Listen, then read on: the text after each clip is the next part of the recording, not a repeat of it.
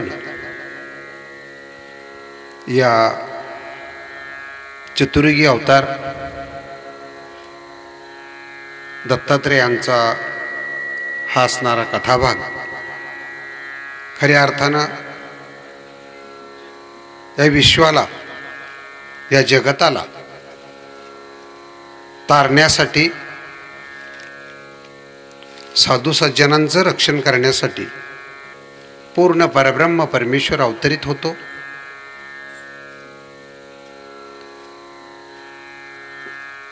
इतर संप्रदाय, भागवत संप्रदाय, जैन, बौद्ध, ख्रिश्चन, शीख, ईसाई हे विविध संप्रदायांना 10 अवतारांची परंपरा सांगितली. कच्छ, मच्छ, वरा, नरसिंह, राम, परशुराम, बलराम, बौद्ध, कलंकी. आणि त्याच विश्वामध्ये महानुभाव हा एक संप्रदाय आहे आणि या महानुभाव संप्रदायानं 5 अवताराची परंपरा सांगितलेली आहे. आणि या 5 अवताराच्या परंपरेमध्ये ज्यांचा फर्स्ट क्रमांक येतो, अग्रगण्य जे आहेत आणि महानुभाव संप्रदायाचा श्वास आणि ध्यास असणारा सर्वज्ञ श्री चक्रधर प्रभू, दयाळू, मयाळू, कृपाळू, कनवाळा असणारा तो देव, निर्गुण निरामय निराकारातून सगुण साकार होऊन अवतरित झालेला आहे. आणि त्यांनी सुद्धा दत्तात्रय प्रभू बाबांबद्दल सांगत असताना सांगितलं की या परमार्गाशी, या प्रतिती पंथाशी, महानुभाव संप्रदायाशी आद कारण जर कुणी असेल तर प्रभू श्री दत्तात्रेय आहे. ज्या दत्तात्रेयांनी, ज्या नाथ संप्रदायाची विश्वामध्ये ख्याती आहे आणि या नाथ संप्रदायाचे आदी जे असणारे आहेत, आदिनाथ गुरु सकळ सिद्धांचा मच्छिंद्र तयाचा मुख्य शिष्य, मच्छिंद्रानी बोध गोरक्षाशी केला, गोरक्ष वळाला गैनापती. या असणाऱ्या सर्वचे सर्व संप्रदायाला नवे नवे दत्त संप्रदायाचा असणारा गाभा प्रभू श्री दत्तात्रेय आहेत. आणि म्हणून त्या दत्तकथेला आज आरंभ करत असताना आदरणीय श्रद्धे परमपूजनीय पट्टाधिष्ठित महंत आचार्य प्रवर, खऱ्या अर्थानं महानुभाव संप्रदायामध्ये या कथेंचा जन्मच नव्हता, कथा होत्या. आणि या दत्तकथेची जननी, दत्तकथेला ज्यांनी जन्म घातलाय, इथूनच दत्तकथेला सुरुवात झाली. म्हणून आद्य महानुभाव संप्रदायातले दत्तकथाकार म्हणून ज्यांना महानुभाव संप्रदाय हे संबोधित करतो, अशा आदरणीय श्रद्धेय बाबाजी या ठिकाणी आपल्या सेवेसाठी उपस्थित आहेत. ज्या गावाचं नावच बोरगाव आहे बाबा. बोरं आंबटे असतात, तुरटे असतात, खारटे असतात, गोडे असतात, लाल असतात, पिवळे असतात, हिरवे असतात. विविध अंगांनी, रंगांनी, चवींनी नटलेलं हे जे असणारं फळ आहे. आणि म्हणून या बोरगावमध्ये सर्व संप्रदायाची असणारी सर्वची माणसं गुण्यागोविंदांनी अगदी शांततेने मस्त मजे के साथ हातात हात घालून खांद्यावर हात टाकून नांदत असतात. आणि त्याच बोरगावमध्ये हा आगळा आणि वेगळा पहिलाच प्रयोग महानुभाव संप्रदायाने राबवायचं निश्चित केलं. याचे आयोजक, संयोजक महानुभाव संप्रदायामध्ये ज्या मूर्तींना आकार दिला जातो, मूर्तींना नटवलं जातं, साड्या नेसवल्या जातात, नती घातल्या जातात, गळ्यामध्ये गळसऱ्या घातल्या जातात, अशा प्रकारचं साज, भाऊभूषण आणि जी सभोवतालची बांधणी आहे, असे बांधणीकार आमचे आपल्या गावचे असणारे आदरणीय श्रद्धेय श्री आबा बाबा यांच्या अथक प्रयत्नातून, प्रयत्न धडपड्या माणूस आहे तसा प्रयत्न करून या कथेला आपल्याला काही झालं तरी कथा करायचीच हा अट्टाहास मनाशी धरला.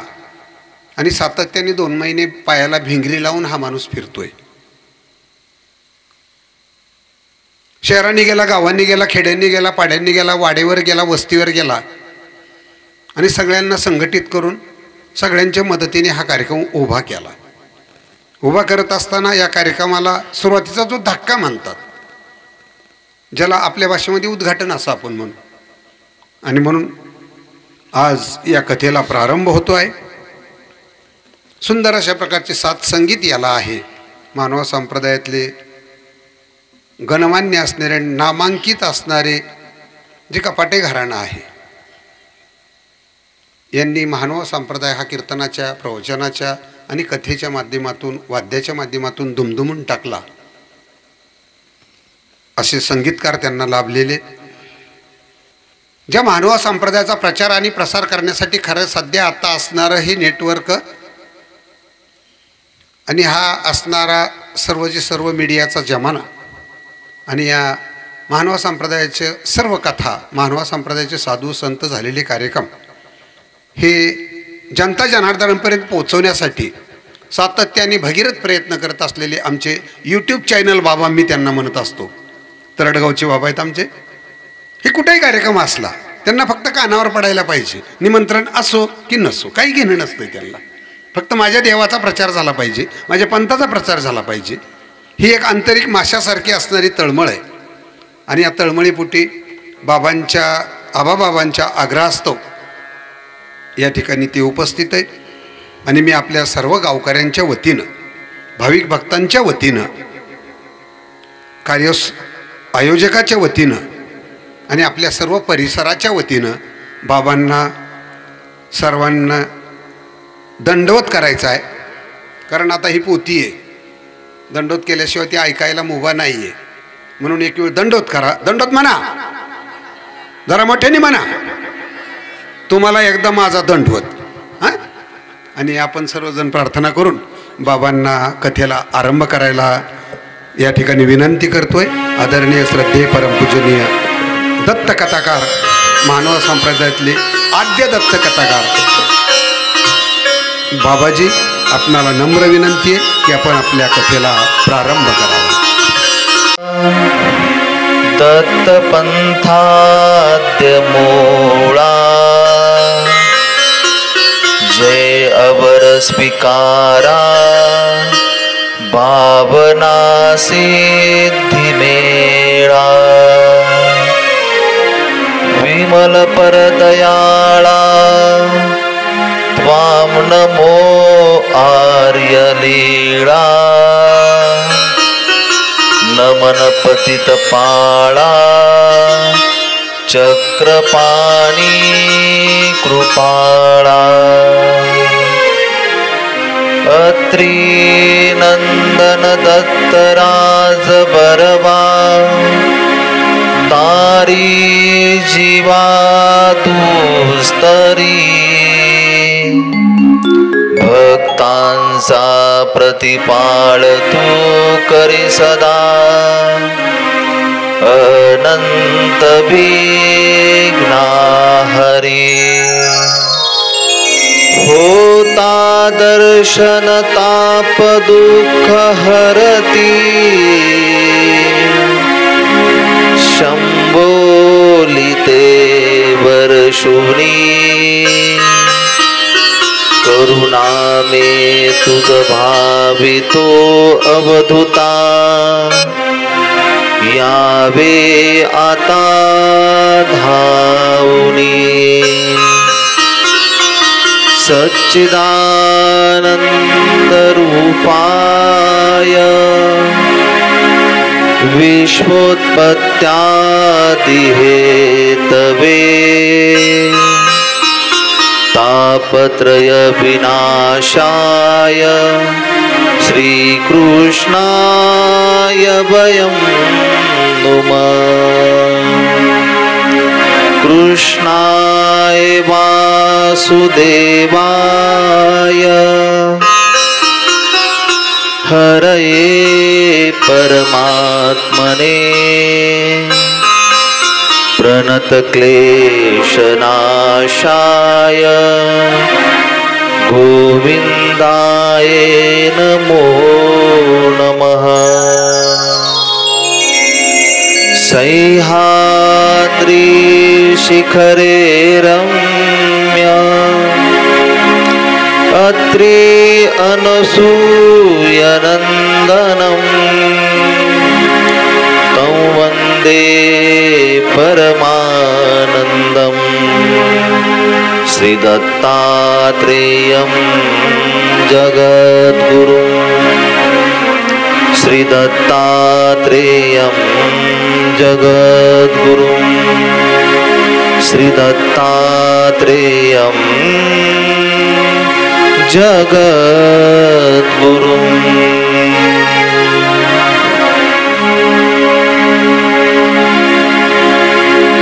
कृष्ण गोपाल हरे जय दीन दयाल हरे हरे कृष्ण गोपाल हरे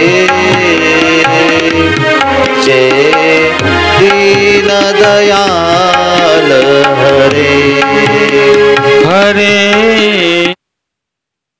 जय जय कृष्ण गोपाल हरे जय दीन दयाल हरे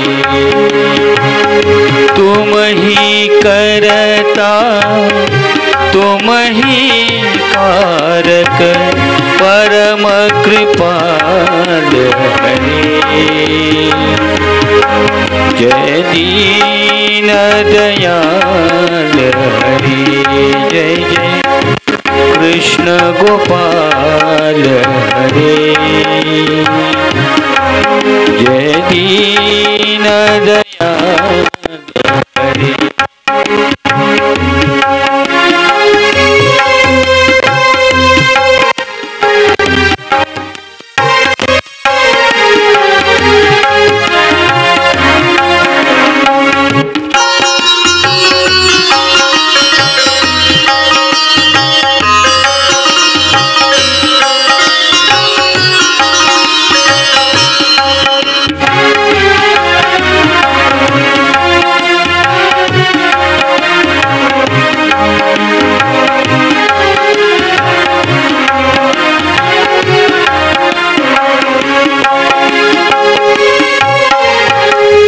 रत हाके रन भूमि में और कर्मयोग के मर्म बताए रथ हाके रणभूमि में और कर्मयोग के मर्म बताए अजर अमर है परम तत्वयु काया के सुख दुख समझाए अजर अमर है परम तत्वयु काया के सुख दुख समझाए सखा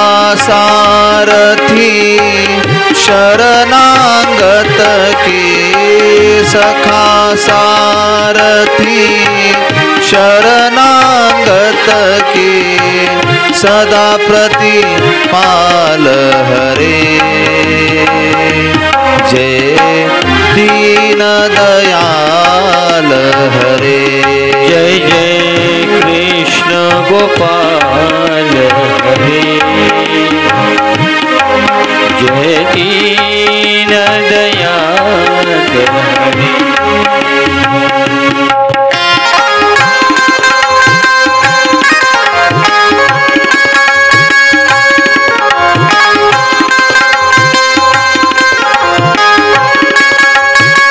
आपण सर्वांनी टाळ्या वाजवायच्या आहेत.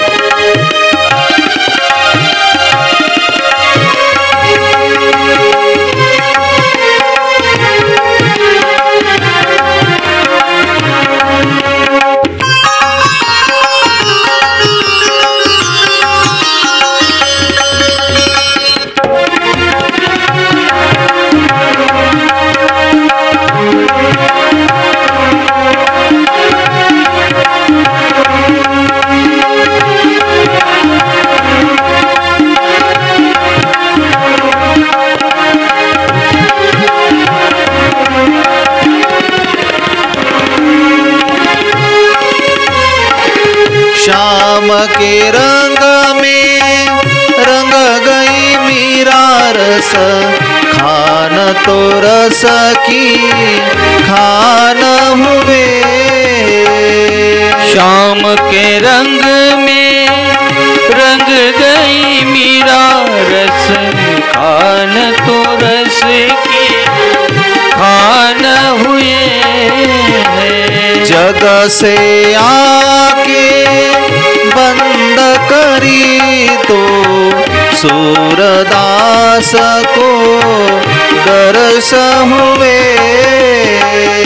जग से आंखें बंद करी तो सूरदास ने दर्श किए। मात जसोदा मात जसोदा ब्रजनारी गे, मात जसोदा ब्रजनारी गे, माखन चोर हरे। जय दीन दयाल हरे, जय जय कृष्ण गोपाल हरे। जय दीन दयाल हरे, जय जय कृष्ण गोपाल हरे। जय दीन दयाल हरे, जय जय गोपाल हरे। जय दीन दयाल हरे, जय दीन दयाल हरे। जय दीन दयाल हरे। सह्याद्री शिखरे रम्यम् अत्रि अनसूय नन्दनम् संवन्दे परमानन्दं श्रीदत्तात्रेयं जगद्गुरुम्।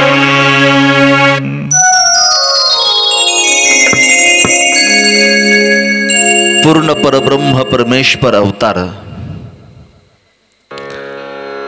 ज्या परमेश्वराने या सृष्टीची निर्मिती करवली, या जीवाला पंचमहाभूताचं देह प्रदान केलं, अशा या सृष्टी चालक असलेला, या मार्गाशी आद कारण असलेला, या धर्तीवरती असलेले जेवढेही धर्म आहेत त्या धर्मांचं मूळ उगमस्थान असलेल्या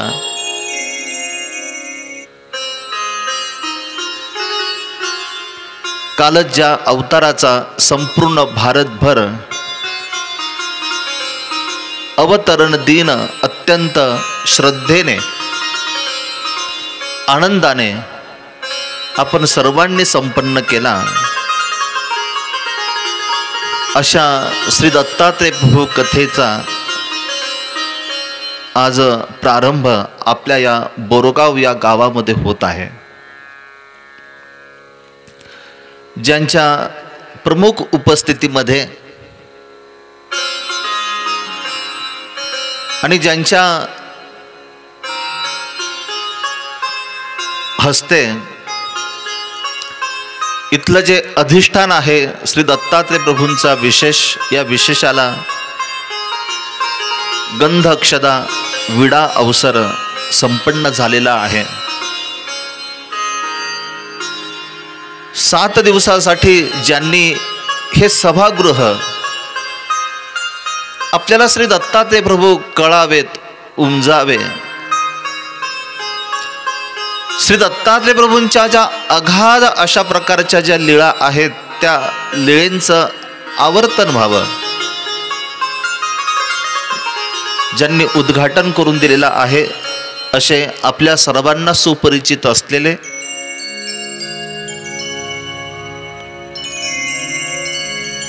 अखिल भारतीय विचारचिंतन विश्व परिषदेचे अखिल भारतीय विश्व परिषदेचे प्रचार मंत्री माझे स्नेही आदरणीय श्रद्धेय परमपूजनीय महंत श्री दत्तराज बाबाजी,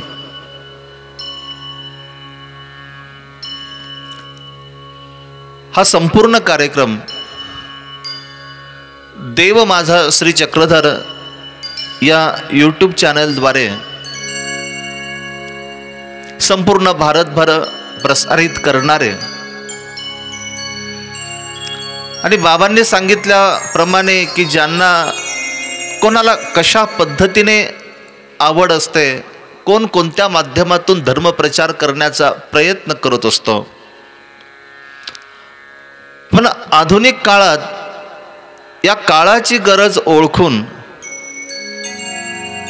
जिथे कुठेही धर्मप्रबोधन सुरू असतील त्या धर्मप्रबोधनातील जो सुंदर अशा प्रकारचा जो विचार आहे की ज्याच्याने मानवाला आपलं स्वतःचं आत्मकल्याण साधून घेता येणार आहे, असे प्रत्येक कार्यक्रमातील सुंदर विचार आपल्या सर्वांपर्यंत पोहोचविणारे आमचे ज्येष्ठ गुरुबंधू आदरणीय श्रद्धेय परमपूजनीय श्री विद्वत रत्न श्री तपस्वीराज दादाजी, ज्यांनी प्रास्ताविकाच्या माध्यमातून बाबांनी त्यांच्या कार्याचा आपल्याला परिचय करून दिला. असं असतं की गावामध्ये साधू संत खूप महत्त्वाचे आहेत. आजच्या वर्तमान परिस्थितीचा जर विचार आपण केला तर गावामध्ये साधू संत आपल्याला कमी दिसतात, मठ मंदिरं कमी दिसतात. त्याऐवजी गावामध्ये लोकांना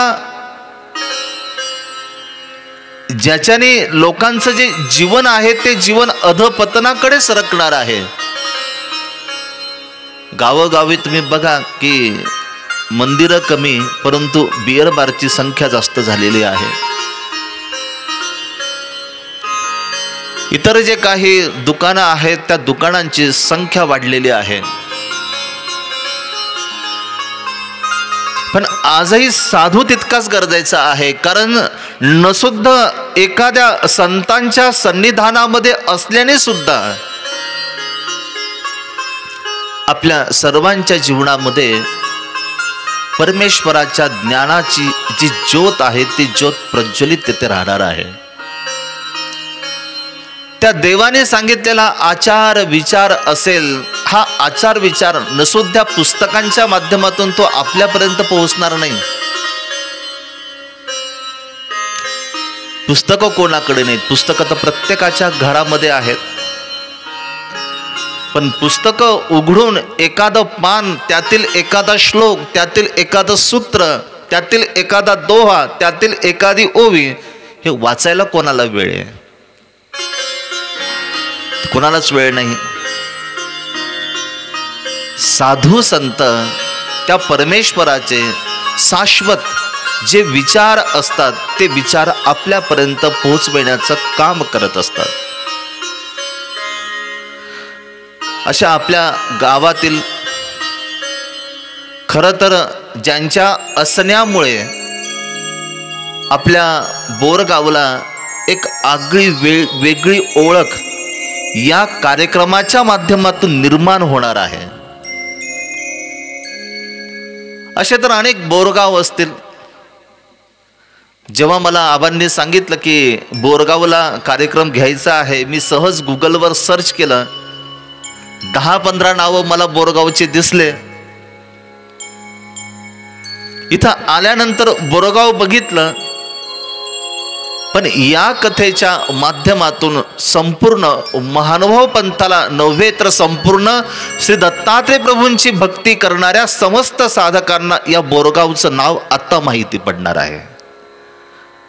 आणि हा योग ज्यांनी जुळवून आणला असे या कार्यक्रमाचे आयोजक माझे सन्मित्र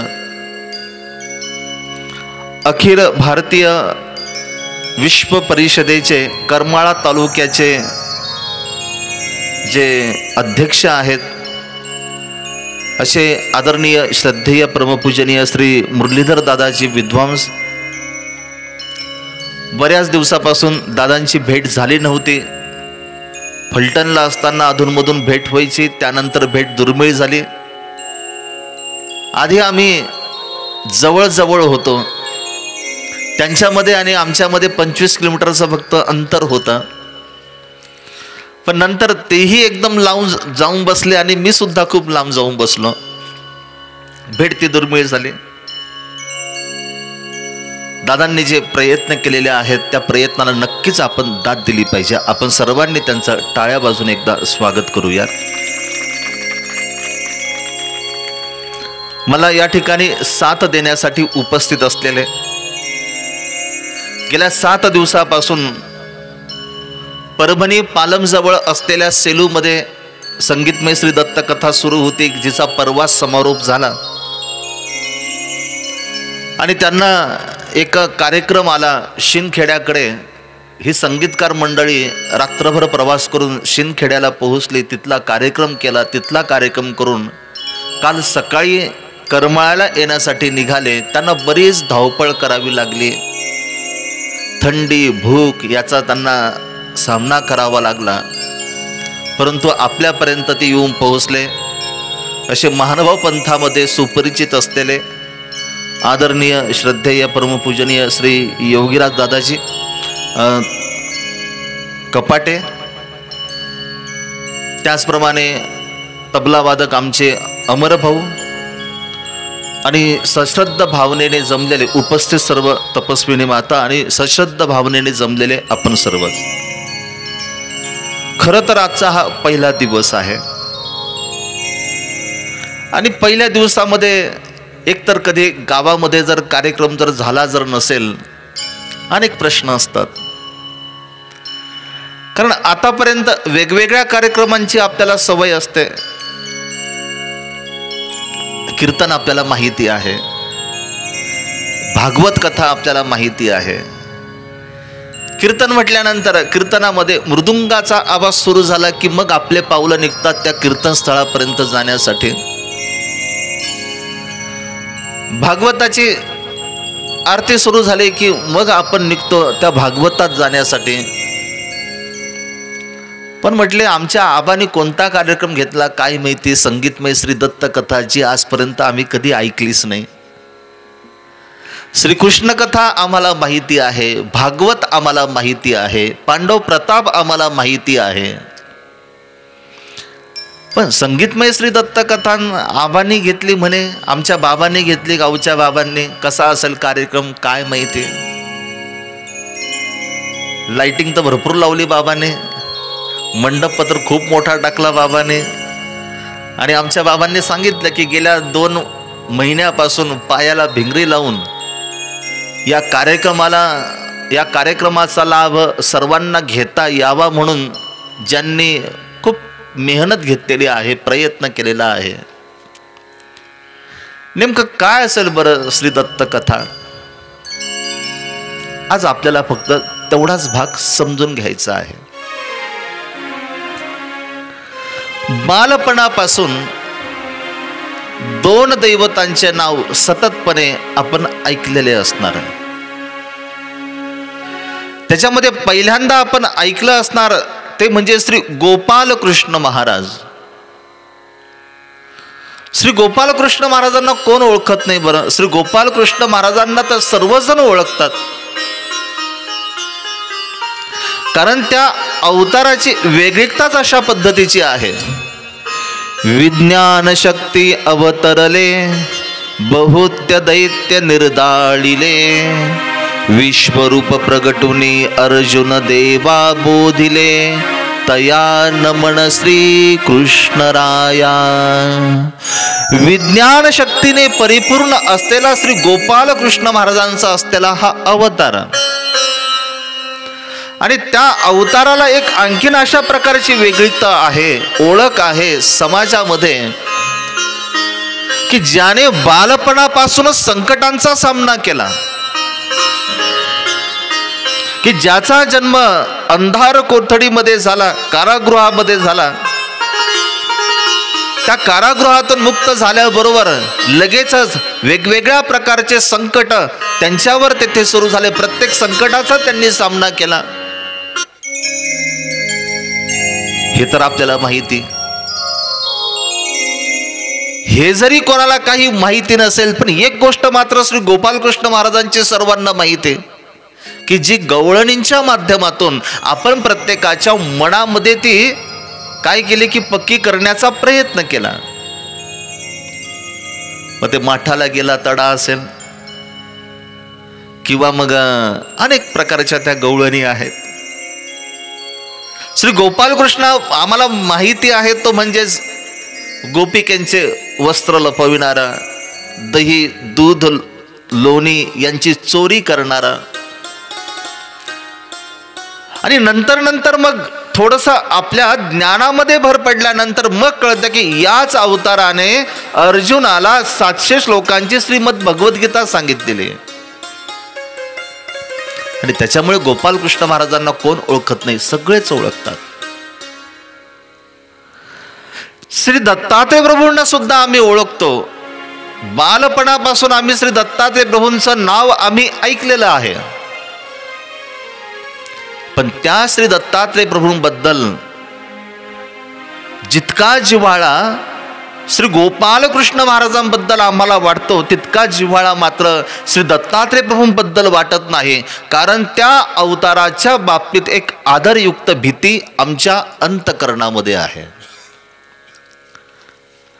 कारण गोपालकृष्ण महाराजांचे जे चरित्र आहे ते चरित्र आपल्याला माहिती, दत्तात्रय प्रभूंचे तेवढे चरित्र आपल्याला माहिती नाही. श्री दत्तात्रय प्रभूंची मग आपल्याकडे श्री दत्तात्रय प्रभूंना मानणारे वेगवेगळे संप्रदाय आहेत. बाबांनी प्रास्ताविकामध्ये त्याचा आपल्याला पूर्णपणे अगदी व्यवस्थितरित्या त्याची माहिती आपल्यापर्यंत पोहोचवली. कोणी श्री दत्तात्रय प्रभूंच्या मूर्तीजवळ नतमस्तक होतो, कोणी श्री दत्तात्रय प्रभू ज्या ठिकाणी थांबलेले होते त्या ठिकाणी जाऊन तेथे तो नतमस्तक होतो. श्री दत्तात्रय प्रभूंचं चरित्र माहिती नसल्यामुळे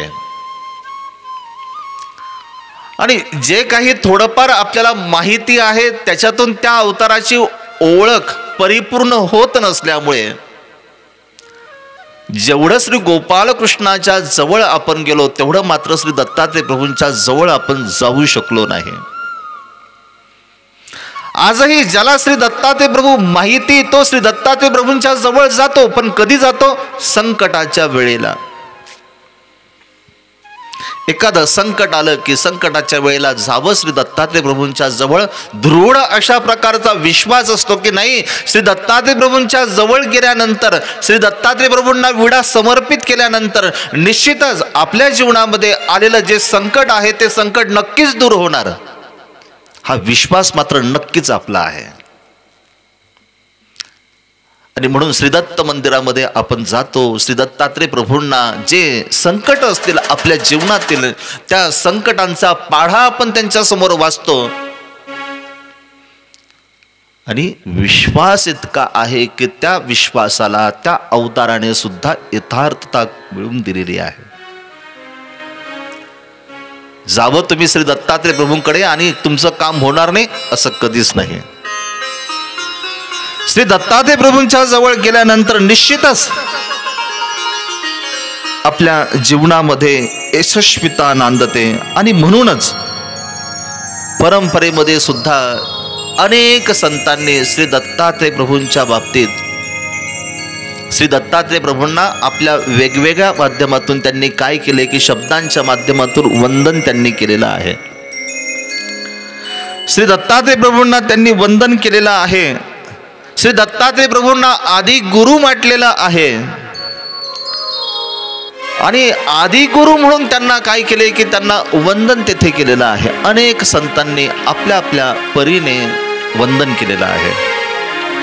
नमन माझे श्री गुरुराया महाराज दत्तात्रया नमन माझे गुरुराया महाराज दत्तात्रया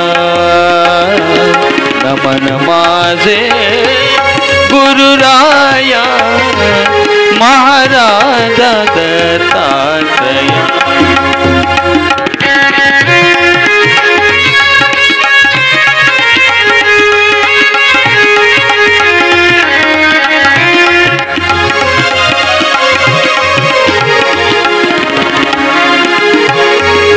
तुझी अवधूत मूर्ती तुझी अवधूत मूर्ती माझ्या जीवीची विश्रांती माझ्या जीवीची विश्रांती नमन माझे गुरुराया महाराजा दत्तात्रया नमन माझे गुरुराया महाराजा दत्तात्रया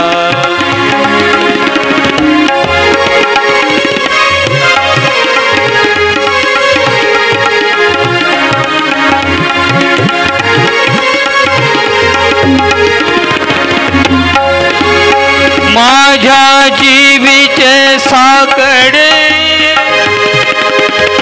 कोण निवारी कोडे कोडे माझ्या जीवीचे साकडे कोण निवारी कोडे कोडे कोण निवारी कोडे नमन माझे गुरुराया महाराजा दत्तात्रया नमन माझे गुरुराया महाराजा दत्तात्रया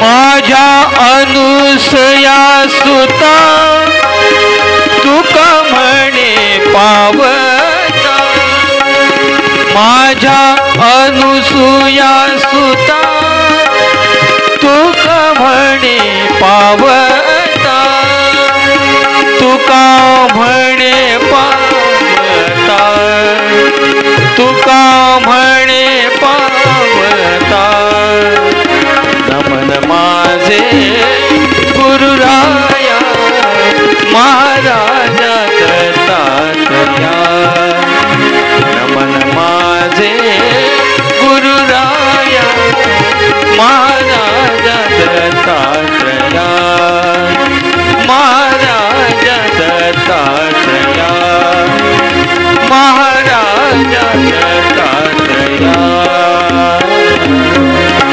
भारतीय संस्कृतीमध्ये जेवढेही धर्म आपल्याला पाहायला मिळतात त्या धर्मातील असलेले जे ग्रंथ आहेत त्या ग्रंथाच्या सुरुवातीला सर्वप्रथम त्यांनी ग्रंथारंभ करत असताना श्री दत्तात्रय प्रभूंना आधी वंदन त्यांनी केलेलं आहे. 12व्या शतकामध्ये सर्वज्ञ श्री चक्रधर प्रभूंनी या महाराष्ट्रामध्ये अवतार धारण केला. या 12व्या शतकातली जी स्थिती जर आपण बघितली तर अत्यंत ती स्थिती बघत असताना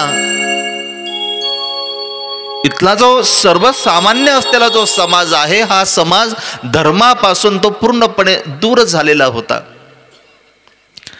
उच्च शिक्षित विद्वानांचा एक स्वतंत्र अशा प्रकारचा गट असतो. त्यांच्यामध्ये चाललेलं संभाषण त्यांच्यामध्ये जे काही चिंतन चालतं ते सर्वसामान्य लोकांना कळत नाही आणि मग सर्वसामान्य लोक अगदी निमूटपणे अगदी शांत बसतात, काही कळतच नाही. अशाच प्रकारची स्थिती या 11व्या शतकात ज्या वेळेला सर्वज्ञ श्री चक्रधर स्वामींनी अवतार धारण केला त्या वेळेला सर्वसामान्य माणसाला धर्माचा अधिकार नव्हता. त्याच्यासाठी वेगळ्या अशा प्रकारचे विचार, विद्वानांसाठी वेगळ्या अशा प्रकारचे विचार, विद्वानांचे घर वेगळ्या भागामध्ये, जे निरक्षर सर्वसामान्य जे लोक आहेत तर त्यांचे घर एक वेगळ्या बाजूला. गाव तर एकच आहे, परंतु त्या गावामध्ये जातीपातीने तिथल्या गल्ल्या वाटलेल्या आहेत, तिथले घरं वाटलेले आहेत आणि त्यांचे नियम ठरलेले आहेत. याने इकडे यायचं नाही, त्यांनी तिकडे यायचं नाही. श्री दत्तात्रय प्रभू तेव्हा सुद्धा माहिती होते सर्वांना, परंतु नाही, श्री दत्तात्रय प्रभूंना हा मोठ्यांचा देव आहे, आपल्या गरीबाचा देव थोडाच आहे, अशा प्रकारची धारणा सर्वसामान्य लोकांमध्ये निर्माण झालेली. आणि मग त्यावेळेला मराठीची जी आद्य कवयित्री ती म्हणजेच महादायसा, या महादायसाने एका दिवशी सर्वज्ञ श्री चक्रधर स्वामींना प्रश्न विचारला. महादायसा विचारता सर्वज्ञ श्री चक्रधर स्वामींना की हा जो भक्ती मार्ग आहे, हा जो ज्ञान मार्ग आहे, तर या ज्ञान मार्गाला आदकारण कोण आहे? कारण प्रत्येक गोष्टीला आद असतो आणि अंत असतो. आज आपल्या कार्यक्रमाचा प्रारंभ आहे, बरोबर 7 दिवसांनी आपल्या कार्यक्रमाची समाप्ती आहे. म्हणजे प्रत्येक गोष्टीला सुरुवातही असते आणि शेवटही असतो. आणि मग हा जो काही ज्ञान मार्ग आहे, भक्ती मार्ग आहे, तर याला निमित्त कोण आहे? सर्वज्ञ श्री चक्रधर स्वामींना प्रश्न विचारलेला होता. सर्वज्ञ श्री चक्रधर स्वामींना सुद्धा श्री दत्तात्रय प्रभूंचा अवतार या महाराष्ट्राला समजून सांगायचा होता की जी तुमच्या मनामध्ये श्री दत्तात्रय प्रभूंबद्दल जी भीती निर्माण झालेली आहे ना, ही केवळ अज्ञानामुळे निर्माण झालेली आहे. श्री दत्तात्रय प्रभूंना जर समजून जर घेतलं, जो कोणी श्री दत्तात्रय प्रभूंचं नाम आपल्या मुखामध्ये घेईल त्याचे श्री दत्तात्रय प्रभू आहेत. महादायसाने प्रश्न विचारला आणि सर्वज्ञ श्री चक्रधर स्वामी त्या प्रश्नाचं उत्तर देतात. स्वामी म्हणतात की या मार्गाशी श्री दत्तात्रय प्रभू आद कारण. ज्या सर्वज्ञ श्री चक्रधर स्वामींनी ईश्वराचे 5 अवतार समजावून सांगितले, परंतु या मार्गाला आदकारण कोण आहे हे मात्र सांगत असताना सांगितलं की या मार्गाचे श्री दत्तात्रय प्रभू आदकारण. ज्ञान परंपरेला आदकारण आहे श्री दत्तात्रय प्रभू. आणि मग लीळा चरित्रामध्ये सर्वज्ञ श्री चक्रधर स्वामींनी आता श्री दत्तात्रय प्रभूंच्या अमोघ अशा प्रकारच्या ज्या लीळा आहेत तर त्या लीळा आता सांगायला तेथे सुरुवात केली. प्रसंगोप्राप्त सर्वज्ञ श्री चक्रधर स्वामी या 11व्या शतकामध्ये 12व्या शतकामध्ये इथल्या सर्वसामान्यांना श्री दत्तात्रय प्रभूंचा अवतार कळावा, श्री दत्तात्रय प्रभूंच्या विविध अशा प्रकारच्या लीळा कळाव्यात. आणि म्हणून श्री दत्तात्रय प्रभू लीळा चरित्राच्या या ग्रंथामध्ये सांगायला तिथे सुरुवात केली. स्वामींचं निरूपण कशा पद्धतीचं आहे? इथल्या सर्वसामान्य माणसाला त्याचे जे जीवनमूल्य आहे ते जीवनमूल्य त्याला कळावेत. आणि म्हणून सर्वज्ञ श्री चक्रधर स्वामी काळ वेळ पाहत नव्हते, फक्त अर्थवंत भक्त पाहत होते. रात्री परावर कथा कथिता उजेडे, तैवी स्मिते मुनिवरे पुसिजे प्रभूते. रात्र जरी झाली तरी सर्वज्ञ श्री चक्रधर स्वामींचं निरूपण हे अगदी प्रवाहित असायचं, ते सुरू असायचं. क्वचित प्रसंगी समोर बसलेला श्रोता वर्गातला एखादा श्रोता दिवसभर कामामुळे जर थकला जर असेल, त्याला जर झोप जर येत असेल, तर सर्वज्ञ श्री चक्रधर स्वामी काय करायचे की पाणी शिंपडायचे. अरे तुला मी देव सांगतोय, तुला देवाला समजून घे, त्या श्री दत्तात्रय प्रभूंना तू समजून घे. प्रत्येकाला हे तत्वज्ञान समजणं गरजेचं आहे. माझं जीवन कशासाठी, माझा जो जन्म झाला तो जन्म कशासाठी झाला बरं, याचं उत्तर आहे आपल्याकडे, याचं उत्तर नाही आपल्याकडे. मला जगायचं का? सकाळ झाल्यानंतर माझी रोजची जी क्रिया असते त्या क्रियेला मी सुरुवात करतो, अगदी सायंकाळपर्यंत जगतो काय फक्त आपण? जे मुके प्राणी आपल्याला पाहायला मिळतात, पशु पक्षी पाहायला मिळतात, ते सुद्धा जीवन जगतातच ना. आपल्याला थोडीशी बुद्धी आहे, त्याच्यामुळे आपण कष्ट करून भाकरी कशी कमवायची हे आपल्याला माहिती आहे, आणि त्यांना त्यांच्याजवळ बुद्धी नाही, आणि म्हणून त्या भाकरीचा, त्या अन्नाचा शोध घ्यायचा आणि अशातच तो दिवस घालवायचा, अशीच तर परिस्थिती. इथल्या समाजाला जोपर्यंत आत्मज्ञान होत नाही तोपर्यंत माझा जन्म कशासाठी झाला, या जगामध्ये जो काही माझा जन्म झालेला आहे या धर्तीवरती, या कलियुगामध्ये, तर नेमकं तो कशासाठी झाला आणि मला नेमकं काय करायचं, या प्रश्नांचं उत्तर तोपर्यंत नाही मिळू शकत. मी कोण कोठून आलो कसा हो, स्त्री पुत्र स्वप्नांतची गुंतलो हो. मी कोण आहे, कुठून आलो, मला जायचंय कुठे, माझं नेमकं ध्येय काय असलं पाहिजे, माझं कर्तव्य नेमकं काय असलं पाहिजे,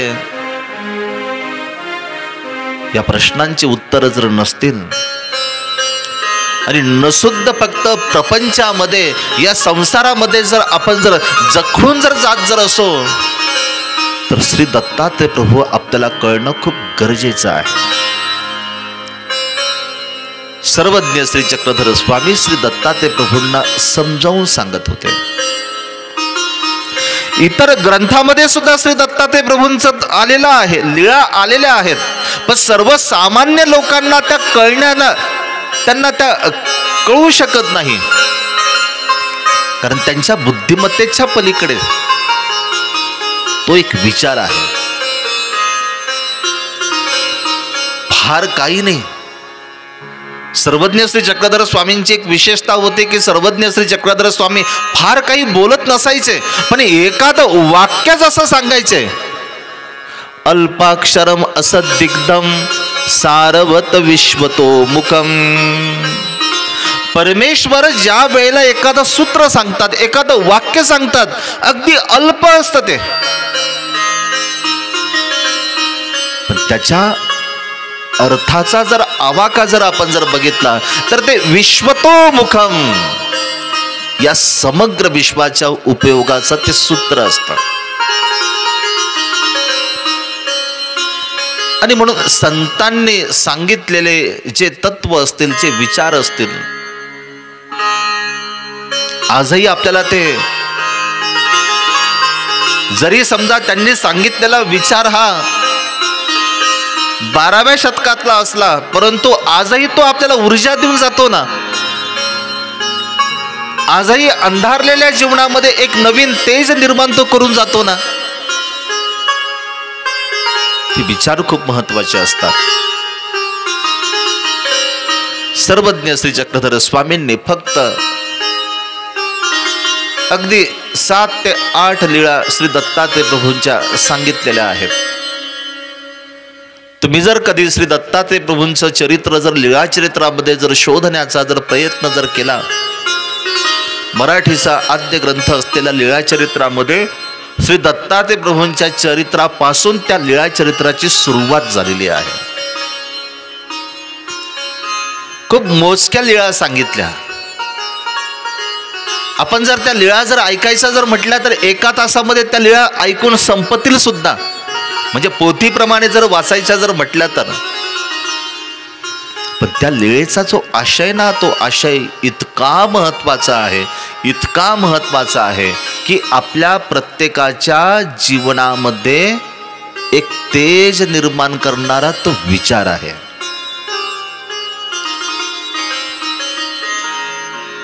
प्रत्येकाच्या जीवनामध्ये विविध प्रकारच्या समस्या या आधी पण होत्या आणि आजही आहेत, भविष्यातही त्या समस्या राहणार आहेत. सकाळी उठल्यानंतर सगळ्यात पहिल्यांदा जर आपण जर कोणता विचार जर करत जर असो तर आपण हाच विचार करतो की आज मला नेमकं काय करायचं. समस्या भरपूर आहेत, इकडेही जायचं तिकडेही जायचं, मग नेमकं मी काय करायचं. छोट्या छोट्या समस्याच असतात ना. आता लग्नाचे दिवस सुरू झाले, एकाच दिवशी 4 लग्न असतात, घरामध्ये सदस्य फक्त 2 असतात, 4ही लग्नामध्ये जायचं असतं. झाली ना समस्या सकाळी उठल्या उठल्या निर्माण. पत्रिका हातात 4 आलेल्या आहेत, आपण घरामध्ये 2 जण आहोत आणि मग 4 लग्न कसे आपण आता अटेंड करायचे, जायचं कसं. एका लग्नाला गेलं अंतर फार आहे, दुसऱ्या लग्नाला आपण पोहोचू शकत नाही. जरी समजा एकाने 2 लग्न जरी वाटून घेतले तरी आपण पोहोचू शकत नाही. झाली ना समस्या निर्माण. आणि मग आपण प्रयत्न करतो तडजोड करण्याचा, काहीतरी प्रयत्न करण्याचा. मग त्याच्यामध्ये सुद्धा आपण शोधतो की कोणत्या माणसाकडे जर गेलं नाही तर तो नाराज होऊ शकत नाही. जर कोणाला समजून जर सांगितलं तो समजून घेऊ शकतो, मग त्या माणसाला तुम्ही टाळण्याचा प्रयत्न करता. आणि जो समजून घेऊ शकणार नाही मात्र त्याच्याकडे तुम्ही आवर्जून जातात, त्या समस्येवर तुम्ही तोडगा काढण्याचा प्रयत्न करतात. तुम्ही सकाळी उठले, नाही शेतामध्ये जायचंय, नाही पण आज शेतामध्ये मग ते नांगरटी पण करायची, शेतामध्ये मग आणखीन दुसरे पण कामं करायचे आणि मग वेळ खूप कमी, आणि मग तेवढ्या वेळात मला कामं कसे करता येईल. आहे का नाही समस्या. समस्या इतक्या आपल्या वाढलेल्या आहेत की जेवण सुद्धा एक समस्या बनलेली आहे. ताटामध्ये आलेला पदार्थ जे अन्न आहे ते अन्न सुद्धा समस्या आपलं बनलेलं आहे. कोणाला दुधाचा चहा चालत नाही, काळा चहा चालतो. कोणाला भाजी चालत नाही, कोणाला आंबट चालत नाही, कोणाला तिखट चालत नाही, कोणाला तुरट चालत नाही. नाही ते मला मानवत नाही बरं का, ती भाजी जर खाल्ली तर मला त्रास होतो. समस्याच आहे ना. आणखी त्याच्या पुढे जर समस्या जर बघितली तर ज्या हवेवर तुम्ही तुमचं जीवन जगता ती हवा सुद्धा पूर्णपणे अशुद्ध आहे. तुम्ही वाचलं असेल वर्तमानपत्रामध्ये की सगळ्यात प्रदूषित असलेलं शहर कोणतं, तर आपली जी राजधानी आहे दिल्ली. काय म्हटलंय की सगळ्यात जास्त दिल्लीचं वातावरण दूषित आहे का नाही. समस्याच आहे ना. फुफ्फुसांचा आजार जडतो, त्यातून अनेक वेगवेगळ्या प्रकारचे रोग निर्माण होतात. आज मंदिरात जाणाऱ्यांची संख्या कमी आहे, दवाखान्यात जाणाऱ्यांची संख्या जास्त आहे. आधी एकच दवाखाना असायचा आणि सगळ्या रोगावर एकच डॉक्टर उपचार करण्याचा प्रयत्न करायचा. आज तशी गोष्ट आहे का. आज दातांचा वेगळा डॉक्टर, घशाचा डॉक्टर वेगळा, डोळ्याचा डॉक्टर वेगळा. कितीतरी डॉक्टर आणि कितीतरी त्या डिग्र्या तयार झाल्या, हॉस्पिटल तयार झाले. लोक सकाळी उठल्यापासून अख्खाचा पूर्ण दिवस त्यांचा त्या हॉस्पिटलमध्ये जातो, इतकी गर्दी तिथं असते. आम्ही म्हणतो की आम्ही 21व्या शतकामध्ये जीवन जगतो, परंतु 21व्या शतकामध्ये सर्व सुख सुविधा परिपूर्ण असतानाही समस्या कुठे आमच्या संपल्या, त्याचा संपल्याच नाही. आत्ताच परवा जिथे कार्यक्रम संपला त्या कार्यक्रमाला आम्ही गेलो, आमची सगळी मंडळी होती. त्या गाव खूप सुंदर होतं, त्या गावामध्ये पोहोचलो. गावामध्ये पोहोचल्यानंतर अगदी व्यवस्था सुद्धा चांगली होती, सगळं काही मनासारखं होतं. पण आमचे गायक दादा म्हटले, बाबा सगळं ठीक आहे परंतु मोबाईलला रेंजच नाही ना. 7 दिवस कसं राहायचं आता, 7 दिवस काढायचे. आमचं पण मंदिर आहे, आमचा पण आश्रम आहे, आश्रमामध्ये येणारे जाणारी लोक आहे आणि मग त्यांच्याशी संवाद साधावा लागेल ना, आता कसं करायचं आहे ना समस्या. कार्यक्रमाचा प्रारंभ सुरू झाला, काहीतरी गडबड झाली, लाईट गेली, समस्या निर्माण झाली ना प्रत्येकाला. कुठे समस्या आपली संपते?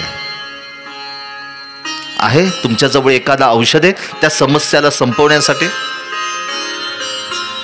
डॉक्टर आजार दुरुस्त करू शकतील, पण डॉक्टर समस्यावर उपाय नाही शोधू शकत. मागे ज्या वेळेला कोविड झाला त्यावेळेला डॉक्टरांनी उपचार करण्याचा प्रयत्न केला, पण तो होऊच नये. अशा प्रकारचा विषाणू तो निर्माणच होऊ नये, या समस्येला अजूनपर्यंत तरी आपण त्या समस्येवर आपण निदान नाही लावू शकलो.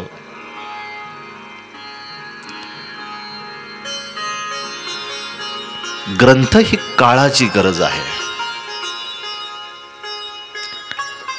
तुम्ही मंदिरं बांधता, मंदिरामध्ये तुम्ही जे तुमचे दैवत असतील त्या दैवतांना तुम्ही त्यांच्या प्रतिमा तुम्ही मंदिरामध्ये तुम्ही स्थापित करतात, पण मंदिर आहे कशासाठी? आणि मंदिरामध्ये ज्या देवतेची प्रतिमा तुम्ही ठेवली ती आहे कशासाठी? कधी या प्रश्नाचं उत्तर आपण शोधलं का? नाही शोधलं आपण. आमच्या गावात मंदिरांची संख्या वाढली, परंतु त्या मंदिरामध्ये ज्या देवतेची स्थापना आम्ही केलेली आहे त्या देवतेने सांगितलेला जो शाश्वत जो विचार आहे तो विचार मात्र आम्ही वाचू शकलो नाही, तो आम्ही समजून घेऊ शकलो नाही. त्या मंदिराला तरी काय उपयोग? त्यालाही तिथे उपयोग नाही. आणि म्हणून श्री दत्तात्रय प्रभूंचं चरित्र सर्वज्ञ श्री चक्रधर स्वामी महादाईचा भक्ताला समजावून सांगत होते. महादाईचा सोबतच बाकीचे सुद्धा काही भक्त मंडळी होते, असे दमदार भक्त मंडळी होते की जे पुढे जाऊन या महाराष्ट्रामध्ये लाखो लोकांना हा श्री दत्तात्रय प्रभूंचा जो अवतार आहे तर हा अवतार समजून सांगणारे होते. श्री दत्तात्रय प्रभूंचं चरित्र छोटस आहे, अल्प आहे, प्रत्येक समस्येचं उत्तर त्या श्री दत्तात्रय प्रभूंच्या कथेमध्ये आहे. आपल्याला असं वाटत नाही? हल्ली जमाना असा झालेला आहे की दर 15 दिवसांनी एखादा पिक्चर रिलीज होतो, त्याचे गाणे आधीच रिलीज झालेले असतात आणि मग तुम्हाला दाखवला जातो की अमुक अमुक तारखेला हा जो पिक्चर आहे तो रिलीज होणार आहे आणि मग त्याची तिकीटं सुद्धा जाहीर केले जातात. अतिशय तुम्ही वाचलं असेल की अगदी चेंगराचेंगरी होऊन जाते, एवढी गर्दी तिथं जमते. आमच्या आबाला काही काम नव्हतं, बाबाला एखादा पिक्चर लावला असतं मस्तपैकी, इथं स्क्रीन लावली असते एखादी, आत्ता जो कोणता रिलीज झाला तो मस्तपैकी दाखवला असता, सगळ्यांनी तो बघितला असता. हे काय लावून दिले श्री दत्त कथा? आणि एरवी आपल्याला त्या गोष्टी तर फार आवडतात. त्या मनाने तुमचं गाव खूप चांगलं आहे की पहिल्या दिवशी सुद्धा एवढी चांगला प्रतिसाद या दत्त कथेला मिळतोय. नाहीतर काही गावामध्ये पहिल्या दिवशी मोजून फक्त 50 लोक असतात, आयोजकांचे 4-5 लोक असतात त्यांच्या वतीने. खरंच अर्थतेने आलेले फक्त त्याच्यामध्ये 15-20 असतात. कशी तरी मग मंडपवाले पकडायचे, साऊंड सिस्टीमवाले पकडायचे, आमचे गायक सुद्धा त्याच्यामध्ये पकडायचे, त्याच्यामध्ये मला सुद्धा पकडायचं आणि सांगायचं नाही पहिल्या दिवशी 50 लोक होते आमच्या कथेमध्ये. त्या मनाने पहिल्या दिवशी चांगली संख्या तुमच्या गावामध्ये आहे. आपल्याला श्री दत्तात्रय प्रभू का बरं समजून घ्यायचे? यासाठी आपल्याला श्री दत्तात्रय प्रभू समजून घ्यायचे की आम्हाला आमच्या समस्यांचं समाधान होण्यासाठी.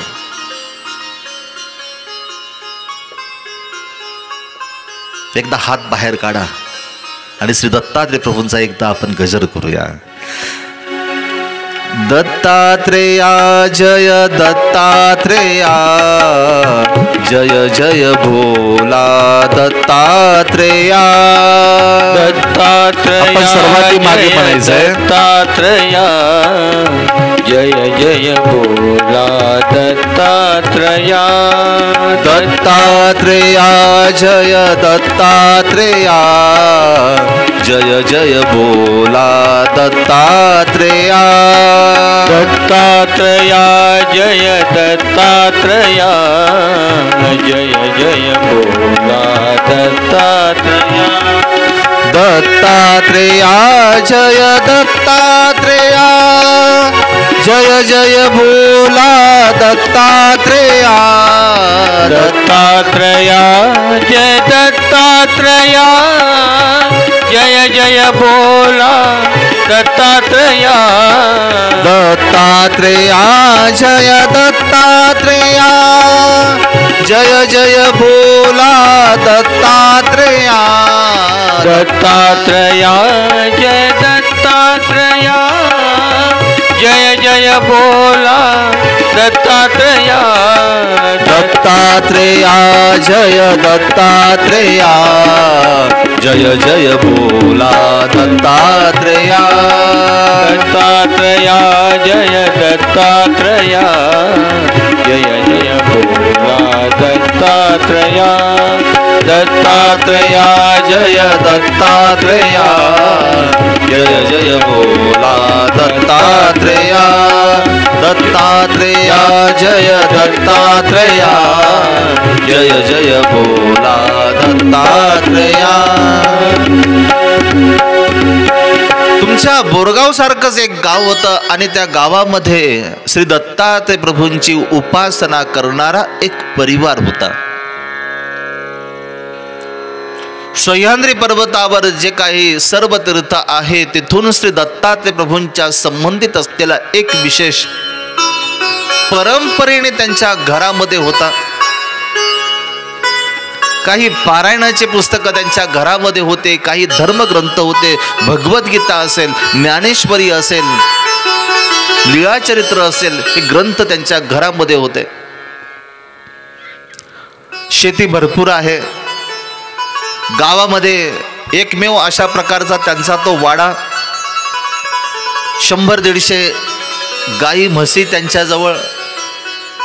गावातले लोक सालदार म्हणून त्यांच्या शेतामध्ये काम करायचे. अत्यंत सुखी संपन्न असलेला तो परिवार. एकदा या महाराष्ट्रामध्ये ज्या वेळेला दुष्काळ पडला होता आणि लोकांची जेव्हा उपासमार होत होती त्यावेळेला त्याच परिवाराने आपल्या गावातील लोकांना, पंचक्रोशीतील लोकांना अन्नधान्य पुरवण्याचं त्यांनी काम केलेलं.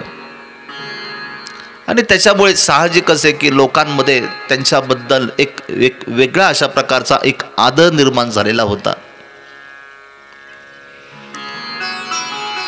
आजोबांचं आता वय झालेलं होतं. अख्खा जीवन त्यांनी श्री दत्तात्रय प्रभूंची उपासना करण्यामध्ये, भक्ती करण्यामध्ये खर्च केलेलं. आजोबांची इच्छा होती की माझा जो नातू आहे हा नातू भारतात न राहता त्याने विदेशामध्ये जावं आणि विदेशामध्ये जाऊन त्याने आपलं शिक्षण त्यांनी पूर्ण करावं. लहानपणी आजोबांनी आपल्या नातवंडाला श्री दत्तात्रय कवच पारायण तेथे शिकवलेलं होतं. ओम नमो श्री गुरुदत्तम दत्तदेवं जगद्गुरुं निष्कलं निर्गुणं वंदे श्री दत्तात्रेयं नमोस्तुते. सुरेशे वंदितं देवं त्रैलोक्यलोकवंदितं हरिहरात्मभुवन्द्यं श्री दत्तात्रेयं नमोस्तुते. लहानपणापासून श्री दत्तात्रय कवच त्याला शिकवलं. श्री दत्तात्रय प्रभूंची त्याला आरती शिकवली आणि त्याला सांगितले की बघ बाळा, श्री दत्तात्रय प्रभू ना, श्री दत्तात्रय प्रभू आपल्या कोण आहे माहिती आहे? परिवाराचे, आपलं जे कुळ आहे त्या कुळाचे ते प्रमुख आहेत. तू तुझ्या जीवनामध्ये कुठेही जरी गेला तरी श्री दत्तात्रय प्रभूंना तू विसरू नको. श्री दत्तात्रय प्रभूंच्या स्तोत्राचं तू रोज पारायण करत जा. श्री दत्तात्रय प्रभूंचा जो विशेष आहे त्या विशेषाला सकाळ संध्याकाळ वंदन करत जा. आपली जी श्रद्धा आहे ती श्रद्धा श्री दत्तात्रय प्रभूंना तू समर्पित करण्याचा प्रयत्न करत जा. नातू लहान होता, लहानपणी सगळं आवडीने करायचा, थोडासा मोठा झाला, बाहेरच्या मुलांमध्ये मिसळला. बाहेरचे मुलं म्हणजे त्याचे अगदी चांगल्या प्रकारचे मित्र त्यांचे तयार झाले. आता पहा मुलांचं कसं असतं, जेव्हा ते लहान असतात आई वडिलांकडून विचार घेतात, आजी आजोबांकडनं विचार घेतात. ते मोठे झाले एकदा का त्यांचे मित्र झाले की मग मात्र ते मित्रांकडे सरकतात. मग त्यांचे जे विचार आहेत त्या विचारांचं ते अनुकरण करण्याचा प्रयत्न करतात. सगळ्यांची इच्छा होती, जेमतेम त्याचं शिक्षण झालं शहरामध्ये. आजोबांची इच्छा होती की माझ्या नातवंडाने विदेशामध्ये जावं आणि विदेशामध्ये जाऊन त्याने तेथे चांगलं शिक्षण घ्यावं आणि शिक्षण घेऊन मग त्याने आपल्या गावामध्ये येऊन त्यांनी अत्यंत चांगल्या पद्धतीने आपलं जीवन जगावं. आता आजोबा थकले होते, आजोबांच्या हातामध्ये काठी आलेली होते. 32 पैकी अनेक दातांनी त्यांची साथ आधीच सोडलेली होती. 2 पावलानं चालू शकत नव्हते. चालत असताना गुडघ्यातून आवाज यायचा. वाकत वाकत चालायचे, तरी मंदिरामध्ये जायचे, श्री दत्तात्रय प्रभूंना दंडवत करायचे, वंदन करायचे. अधूनमधून आपल्या नातवंडाचा निरोप घ्यायचे. आता मात्र ते नातवंडाला सांगायचे, अरे तू तिकडे गेला ना, श्री दत्तात्रय प्रभूंचं स्मरण करतो ना तू. त्यांना असं वाटायचं काय माझ्या आजोबाला काही काम धंदे नाहीत, लहानपणी करत होतो पण आता मात्र तसं नाही ना. आता मी विदेशात गेलो ना, आता विदेशामध्ये आता ती भक्ती करायची का शिक्षण करायचं काही त्याला कळायलाच मार्ग नाही. आणि मित्रपरिवारामध्ये वावरत असताना त्याच्या हे लक्षात आलं की जे जीवन मिळालेले ना हे जीवन फक्त एकदाच मिळतं माणसाला. हे तरुणपण आहे ना, हे तरुणपण फक्त एकदाच मिळतं माणसाला. आणि या तरुणपणामध्ये जेवढाही आपल्याला या तरुणपणाची मौज लुटता येईल तेवढी आपण लुटण्याचा प्रयत्न केला पाहिजे. देव, धर्म, अध्यात्म, पोथी, ग्रंथ हे सगळे उतार वयातले प्रयोग आहे. त्याला ते पटत होतं. आजोबांनी त्याच्या अंतःकरणामध्ये रुजवलेला जो विचार आहे तो विचार आता हळूहळू निघत होता. आणि मित्रांनी रुजवलेले जे विचार आहेत ते विचार मात्र तेथे आता प्रस्थापित होत होते. एका दिवशी त्यांनी आजोबाला सांगितलं, आजोबा फक्त तब्येत विचारत जा, ते बाकीचं मला नका सांगत जाऊ. आजोबाने सांगणं सोडून दिलं. बरेच वर्ष झाले, 5-6 वर्षामध्ये त्यांनी एक चांगली डिग्री त्यांनी मिळवली. त्याला तिथंच खूप मोठं पॅकेज आलं. त्यांनी घरी सांगितलं की 10 वर्ष मी येथेच राहतो विदेशामध्ये, तोपर्यंत माझे जे वडील आहेत ते वडील सांभाळतील सगळं, आणि मी 10 वर्ष येथे नोकरी करून मग भरपूर काही संपत्ती माझी होईल आणि मग मी इकडे येईल भारतामध्ये. घरच्यांनी सुद्धा त्याला मान्यता दिली. आनंदाने राहत होता, एकदम आनंदात होता.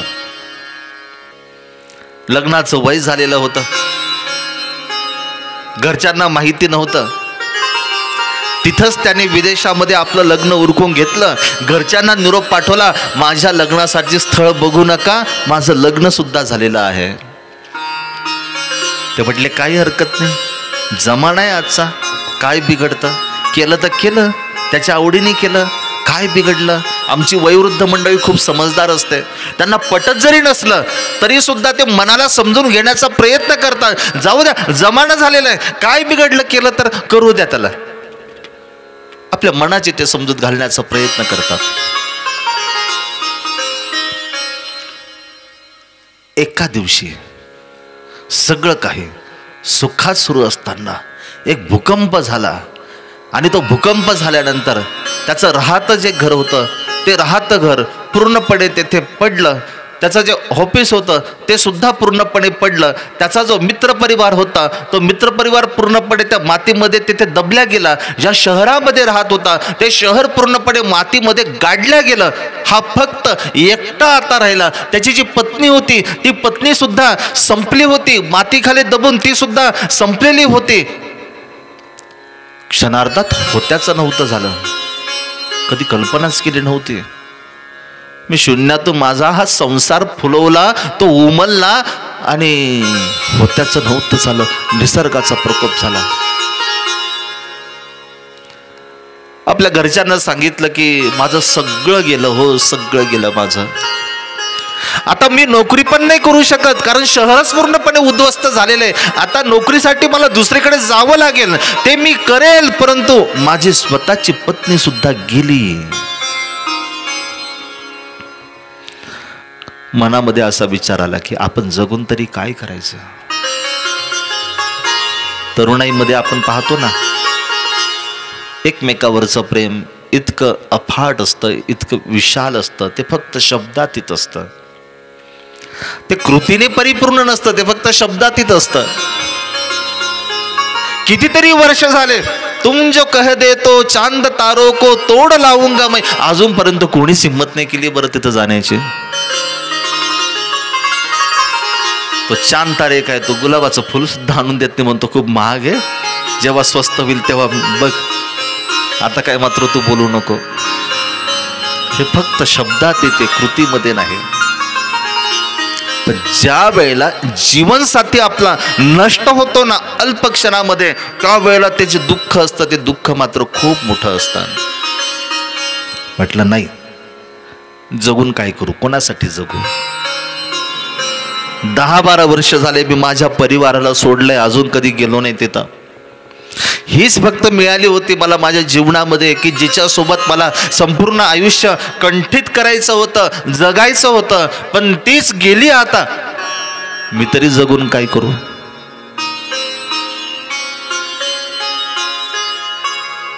एका मित्राच्या घरी गेला. त्या मित्राच्या घरामध्ये पिस्तूल होती, म्हणजे बंदूक होती. त्याने विचार केला की असं आपण आत्महत्या नाही करू शकत,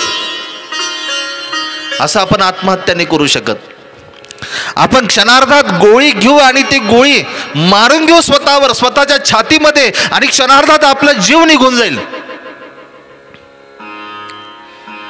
गेला तर खरं तिथं ते जे बंदूक आहे ते बंदूक सुद्धा हातामध्ये घेतली. हातामध्ये घेतल्यानंतर तिचं जे बटन असतं ते बटन सुद्धा म्हणजे तिचं जे टोक आहे ते टोक आपल्याकडे धरलं, आपल्या छातीवर धरलं. नंतर विचार केला छातीत नको, आपण डोक्यात गोळी मारू, म्हणजे क्षणार्धात आपला जीव जाईल. अगदी पिस्तूल तिथपर्यंत नेली आणि नेल्यानंतर त्याला फक्त एक शब्द आठवला. त्याच्या आजोबांनी एकदा कुतूहलापोटी त्यांनी विचारलं होतं की गुरु म्हणजे नक्की काय असतो बरं. आणि आजोबांनी अत्यंत प्रेमाने त्याला सांगितलं होतं की गुरु काय असतो माहिती तुला. अरे आपण ज्या देवाची भक्ती करतो ना त्या देवाने सुद्धा 24 गुरूंचा स्वीकार केलेला आहे जीवनामध्ये, एकूण 24 गुरु. आणि त्यातील पहिला गुरु कोणता माहिती तुला. त्यांनी पहिला गुरु होता तो म्हणजे पृथ्वी. लहानपणी तो श्लोक त्याने पाठांतर केला होता. सर्वांगी विदारिती भूते परिपृथ्वी न संडी धैर्याते तैसे देहांतुची पातले या धर्माते नमो कली मी. आपल्या आजोबांकडनं हा श्लोक त्याने ऐकलेला होता, लहानपणी त्याने तो पाठांतर केला होता. आणि या जीवनामध्ये जगत असताना त्याला त्याचं विस्मरण पूर्णपणे झालेलं होतं. आता क्षणार्धात गोळी सुटून आपल्या मस्तकात जाणार आणि त्यावेळेला त्याला अचानकपणे तो श्लोक त्याला आठवतो. आणि त्याच्या आजोबांनी त्याला सांगितलं होतं, अरे ही जी पृथ्वी ना, ही पृथ्वी आणि या पृथ्वीवर राहणारा जो मनुष्य आहे ना, हा मनुष्य या पृथ्वीला पूर्णपणे पोखरून टाकतो. सर्वांगी विदारिते भूते परी पृथ्वी न संडी धैर्याते, परंतु या पृथ्वीजवळ एक महत्वाचा गुण आहे आणि तो गुण म्हणजे धैर्य. जीवनामध्ये धैर्य खूप महत्वाचं आहे. या धैर्याला श्री दत्तात्रय प्रभूंनी गुरु मानलेला आहे. हे धैर्य आहे कोणाकडे? पृथ्वीकडे. पृथ्वीला काय आपण कमी पोखरला? याच्यामध्ये आपण शेती फुलवली, याच्यामध्ये पाणी आपल्याला मिळतं, या सगळ्या माध्यमातून ऑक्सिजन आपल्याला मिळतो. पण केवळ माझा प्रवास जलद व्हावा म्हणून आपण डोंगर सोडले नाहीत, दऱ्या आपण सोडले नाहीत. आपल्या स्वतःच्या सुखासाठी आपण नदींचे प्रवाह सुद्धा रोखले, बंद केले.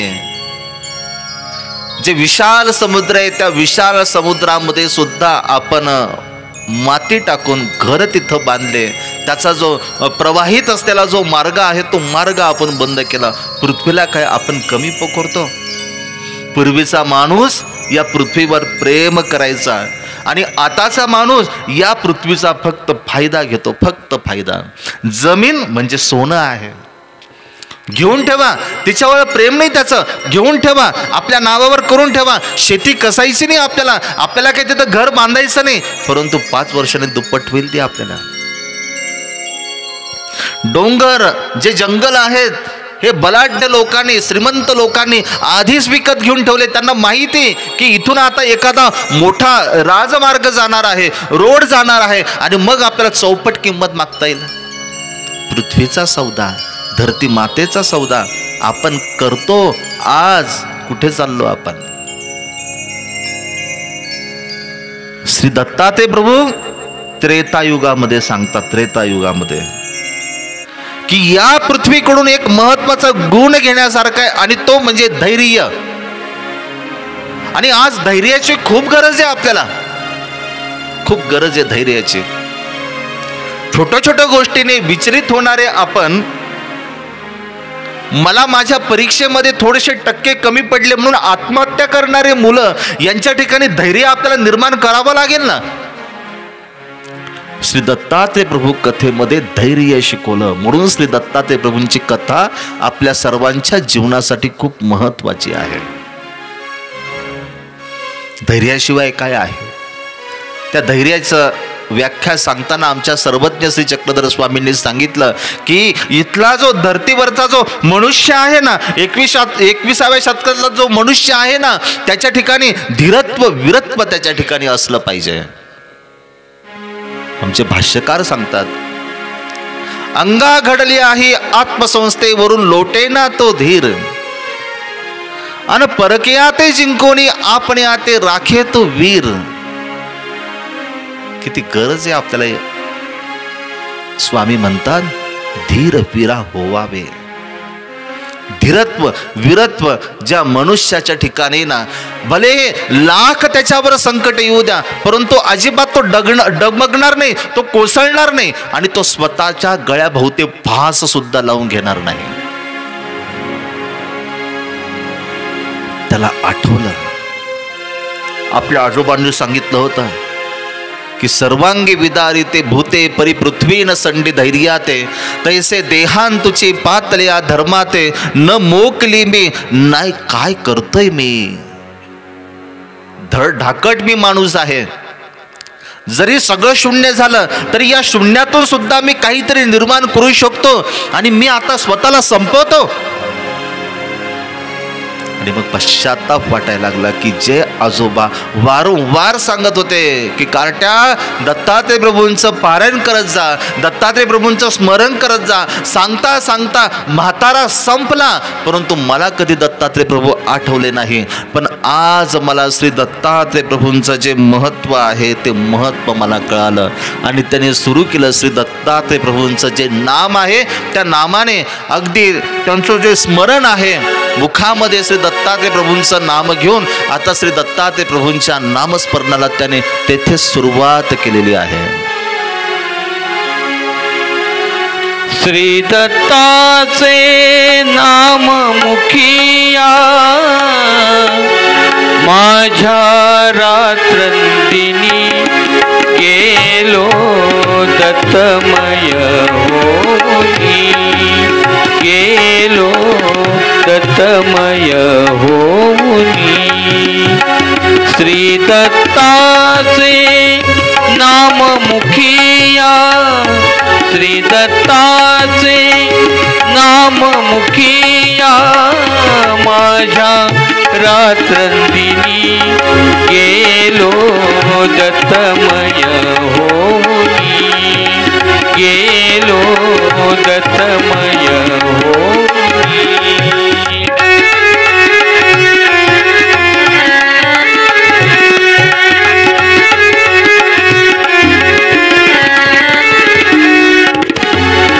किती महिमा गावा गावा, चित्त आळवी एकच नावा, किती महिमा गावा गावा, चित्त आळवी एकच नावा, त्या नामातील सामर्थ्याने, त्या नामातील सामर्थ्याने गेलो मी मोहनी, गेलो दत्तमय होनी, गेलो दत्तमय होनी।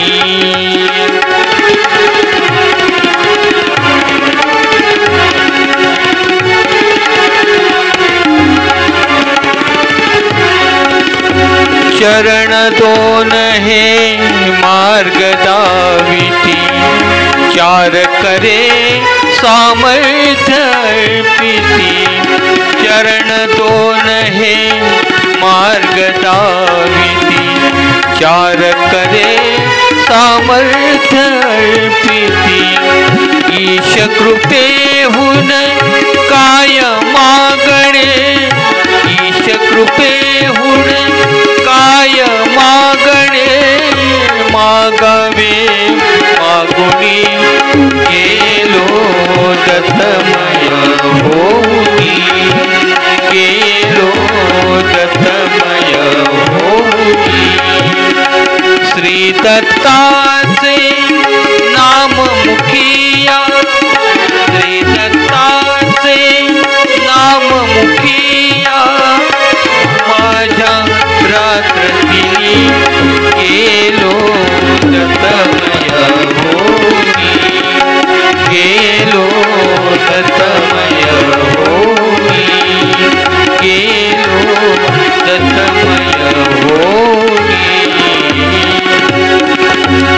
श्री दत्तात्रय प्रभूंच्या कथेमध्ये आपल्याला एक जागेला पाहावं लागेल, तिला तपासावं लागेल।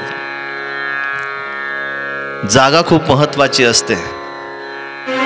तुम्ही ज्या जागेमध्ये बसतात ती जागा जर सात्विक जर असेल तर सात्विक विचार आपल्या अंतःकरणामध्ये निर्माण होतात। प्रत्येक गोष्टीसाठी जागा खूप महत्वाची, आणि म्हणून बघा की प्रत्येक गोष्टीसाठी वेगवेगळ्या जागा ठरलेल्या आहेत। लग्नाची जागा ठरलेली आहे, दुसरे कार्यक्रम तिथं नाही होऊ शकत। जिथं लग्न लागतात तिथं जर आपण जर कोर्ट भरून जर आपण जर सोडचिठ्ठी जर समजा आपण जर करून जर घेत असो तर ते प्रयोग तिथं यशस्वी नाही होणार, कारण ते जोडायचं काम करतात, ते तोडायचं काम नाही करत। तोडण्याची जागा कुठे असते? ती कोर्टात असते, आणि कोर्टात असते जे जोडलं ते तोडलं जाऊ शकतं, ते इकडं तिकडं नाही होऊ शकत। बाबांनी इथं कार्यक्रम घेतला म्हणून बरा वाटतो। बाबा जर म्हटले असते स्मशानभूमीमध्ये मंडप टाकून तिथं तुम्हाला आता मी प्रवचन सांगतो, जमेल का तंत्र? नाही ना जमणार, जागा चुकली ना आपली तिथे। बाबा म्हणते जाऊ द्या होते, आपल्या कर्माला एक पिक्चरची टाकी, त्या पिक्चरच्या टाकीमध्ये बाबाला बसवू तिथं, बाबाकडनं दत्तकथा आपण श्रवण करू, जमेल का बरं तंत्र? जागा चुकली ना आपली। जागा खूप महत्वाची आहे। परमेश्वर अवतार सुद्धा जागेची निवड करतात। तसं जर बघितलं तर परमेश्वर कसं आहे, ब्रह्मविद्या शास्त्रामध्ये परमेश्वरा बाबतीत सांगताना सांगितलं की तो परमेश्वर कसा आहे, की तो परमेश्वर निर्वेव निराकार आहे, अव्यक्त आहे. निर्वेव निराकार. जसं माणसाला हात पाय आहे ना, तसे अवयव परमेश्वराला नाहीये. जसा मनुष्याला एक विशिष्ट प्रकारचा आकार आहे ना, तसा परमेश्वर स्वरूपाला आकार नाही, तो तर अव्यक्त आहे. पण म्हटले की तो जो परमेश्वर आहे, त्या परमेश्वराला आपल्या स्वरूपीचा जो आनंद आहे, तो आनंद या मानवाला प्रदान करायचा, या जीवांना तो प्रदान करायचा आहे. आणि म्हणून परमेश्वर सुद्धा जागेची निवड करतात. आपण जागेची निवड नाही करत. एखाद्याचा वाढदिवस करायचा, नाही नाही नाही, तिथं करू नका, तिथं लाईट लावता येणार नाही, तिथं फुगे लावता येणार नाही, आपण इकडं हॉलमध्ये करू, हॉलमध्ये खुर्ची पण ठेवता येईल, हॉलमध्ये फुगे पण लावता येईल, हॉलमध्ये आपल्याला व्यवस्थित सगळे वाढदिवस साजरा करता येईल. जागेची निवड करतो कोणी आपण? घर बांधताना वास्तुशास्त्रामध्ये घर बसलं पाहिजे म्हणून किती प्रयत्न असतो बरं आपला. आणि ज्यांचे चुकलेले असतात, मग 25 वर्षाचं जरी घर असलं तरी मग ज्योतिषाने जर सांगितलं की तुमचं हे इकडं चुकलं आणि ते तिकडं चुकलं, तर आपण लाखो रुपये खर्च करून ज्या जागेमध्ये जे असायला पाहिजे ते बरोबर ते आणण्याचा प्रयत्न करतो. त्याच्यासाठी लाखो रुपये खर्च करतो कोणी आपण? सगळं काही जागेची निवड करावी लागते. योग्य जागा जर असेल तर सगळ्या गोष्टी सुरळीत होतात. परमेश्वराला सुद्धा अवतार घेण्यासाठी जागेची निवड करावी लागते. आहे तो निर्वेव निराकार आहे, पण आपल्या स्वरूपीचा आनंद जीवाला प्रदान करायचा. आणि म्हणून त्या परमेश्वराला सुद्धा सावयव साकार व्हावं लागतं. त्याला सुद्धा मनुष्याचा वेश धारण करावा लागतो. मनुष्यामध्ये त्याला अवतार धारण करावा लागतो. कारण ज्याला आपल्या स्वरूपीचा आनंद द्यायचा आहे त्याच्यासारखं व्हावं लागेल ना आपल्याला. तुम्ही होत नाही तुमच्या मुलांसाठी? होतात करीन तुम्ही? काय असतं बरं? बाजारामध्ये जाता, बाजारामध्ये गेल्यानंतर कॅडबरी चॉकलेट तुम्ही घेता आणि ते तुम्ही तुमच्या मुलांना देता. तुम्ही तो पदार्थ नाही देत, त्या माध्यमातून तुम्ही तुमच्या मुलांच्या चेहऱ्यावर तुम्हाला हसू पाहायचं असतं, फक्त हसू. तो प्रसन्न असला पाहिजे हे आपल्याला वाटतं. मी जर त्याला जर चॉकलेट जर दिलं ना तर तो प्रसन्न होईल, तो आनंदित होईल आणि बस तसाच चेहरा तुम्हाला पाहायचा असतो त्या मुलाचा. हे तर फक्त माध्यम आहेत. कॅडबरी, बिस्किट, फार झालं तर गरिबाचा खाऊ म्हणजेच तुमचे मुरमुरे, भत्ता, हे फक्त काय की हे फक्त माध्यम आहेत. आपल्याला फक्त आनंद, समोरच्याला आनंद त्या माध्यमातून त्याला प्रसन्न करण्याचा आपण प्रयत्न करत असतो. परमेश्वराला सुद्धा आपला आनंद द्यायचा आहे. सर्वसामान्य माणसाला तो आनंद द्यायचा आहे. मला सांगा की जर परमेश्वर जर तिकडं जर असेल, काय म्हणतात शास्त्रामध्ये, चैतन्य फार परमेश्वर, आणि मग तिकडं जर परमेश्वर असेल तिथून तो आनंद कसा देईल? हो, नाही देऊ शकत ना तसा तो आनंद. मी म्हणेल की नाही, मी इथून दुसऱ्या देशातल्या माणसाला मला आनंदित करायचं आहे आणि म्हणून मी त्याला काहीतरी देतो, नाही निर्माण होणार. त्याच्यासाठी मला प्रत्यक्ष माझ्या हातामध्ये घेऊन ती वस्तू त्याला द्यावी लागेल. आणि तोच तर आनंद खरा महत्वाचा, तोच तर आनंद खरा मोठा. बघा, तो दयाळू असलेला परमेश्वर, कृपाळू असलेला परमेश्वर, कनबाळू असलेला परमेश्वर, तो दयाघन साधन दाता आपल्यासाठी इतका लहान होतो, इतका लहान होतो की मनुष्यामध्ये तो अवतार धारण करतो. श्री गोपाल कृष्ण महाराजांनी सुद्धा अवतार धारण केला ना. आपली जागा ठरलेली असते, आपलं हॉस्पिटल ठरलेलं असतं, आपलं घर ठरलेलं असतं. कोणत्या हॉस्पिटलमध्ये, कोणत्या वार्डामध्ये, कोणत्या बेडवर माझ्या मुलाने जन्म द्यावा हे सगळं ठरलेलं असतं. आणि तो परमेश्वर मात्र बंदिस्त असलेल्या कोठडीमध्ये सुद्धा जन्म घेतो आणि तिथं तो आनंद निर्माण करतो. श्री दत्तात्रय प्रभूंनी सुद्धा जागेची जी निवड केली ना, ती जागा आपल्याला पाहता येणं गरजेचं आहे. काल आपण अवतार दिन साजरा केला ना. श्री दत्तात्रय प्रभूंचा जन्म कुठे झाला बरं? कोणत्या जिल्ह्यात झाला? कोणत्या राज्यात झाला? कोणत्या तालुक्यात झाला? कोणत्या गावात झाला? माहिती असलं पाहिजे ना आपल्याला. ती जागा माहिती असली पाहिजे. अयोध्येला का बरं आपण एवढं महत्व दिलं?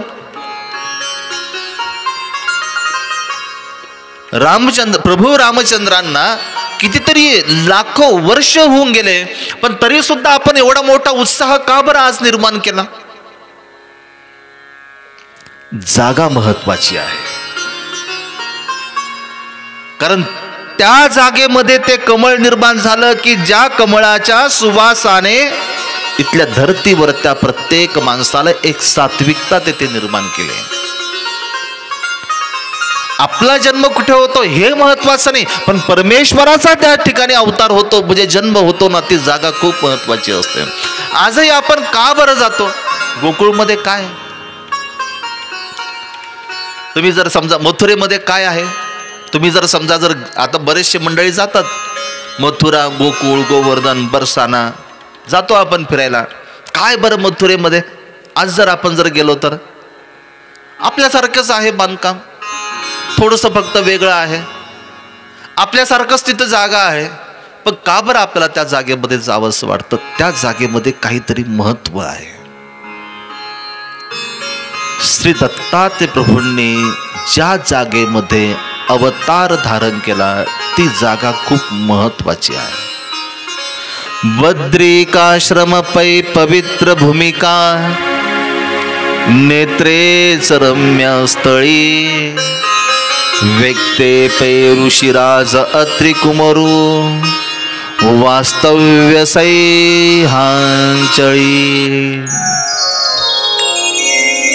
श्री दत्तात्रय प्रभूंनी अवतार धारण करण्यासाठी जागेची निवड केली आणि ती जी जागा आहे ती जागा म्हणजे सांप्रत आजच्या उत्तराखंड मध्ये असलेल्या बद्रिकाश्रमच्या त्या भूमीचे.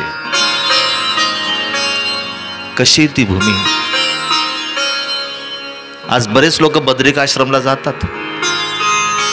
आपल्याकडचे कोणी गेले का मला माहिती नाही, परंतु जे जाऊन आले असतील त्यांना माहिती.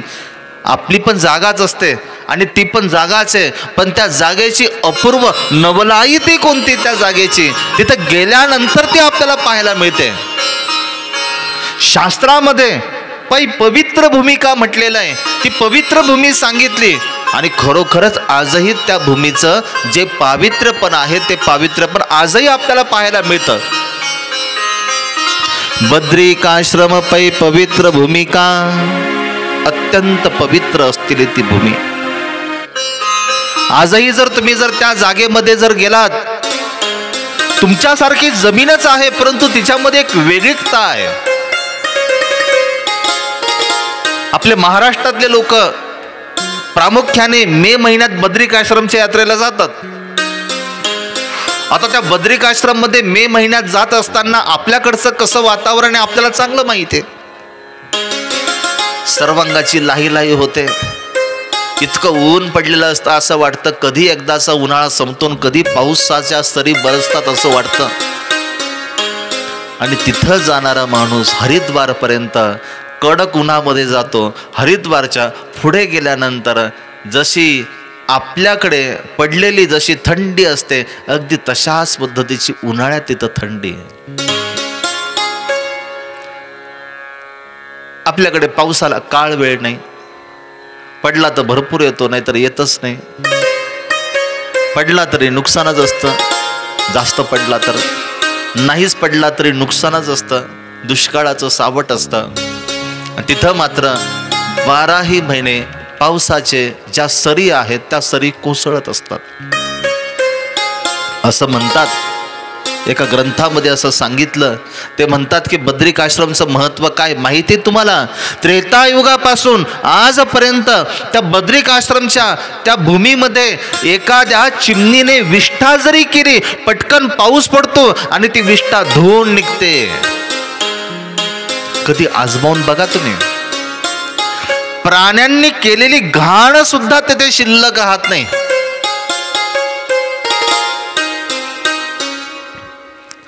आपल्याकडचे दगड आणि तिकडचे दगड, आपले दगड काळे दिसतात, तिकडचे दगड चांदीसारखे दिसतात. त्या सूर्याच्या प्रकाशामध्ये अगदी असे चककतात. असं वाटतं बऱ्याच लोकांना याच्यामध्ये चांदी असेल, ते दगड वापस घेऊन आपल्या घरी घेऊन येतात, कारण त्याच्यामध्ये चांदीचा अर्क असेल असं लोकांना वाटतं. आणि काय होत्या, जे झाडं तुम्ही 500 रुपयाला आणतात ना शोभेसाठी, इथं जंगलामध्ये ते पूर्ण झाडं आहेत. तिथे उंच असलेले डोंगर, त्या डोंगरामध्ये नटलेला हा निसर्ग, त्या निसर्गाच्या कुशीमध्ये गेल्यानंतर, त्या बद्रिकाश्रमच्या भुईमध्ये गेल्यानंतर अगदी सर्व प्रपंचाचा विसर तेथे पडतो. असं वाटतं की बास येथेच आपण राहावं. पक्ष्यांचा येणारा तो किलबिलाट, झऱ्याचं वाहणारं झळझळतं ते पाणी, सर्वत्र हिरवळ असलेली ती निसर्गाई, आणि त्या निसर्गाच्या त्या भूमीमध्ये गेल्यानंतर नकळतपणे प्रपंचाची विस्मृती होते आणि देवाची तेथे आठवण होते.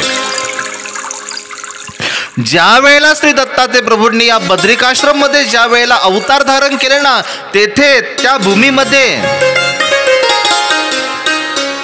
अत्रि ऋषी नावाचे जी ऋषी आहेत, ती ऋषी तपश्चर्या तेथे करत होते.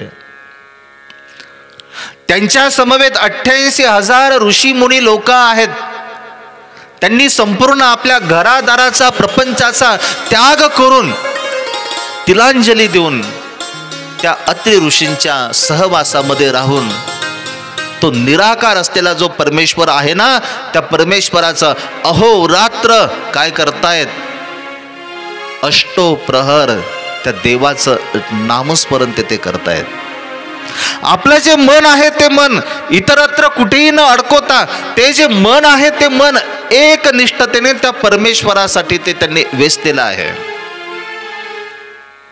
काय त्या परमेश्वराच्या नामामध्ये ताकद, प्रचंड ताकद आहे त्या परमेश्वराच्या नामामध्ये.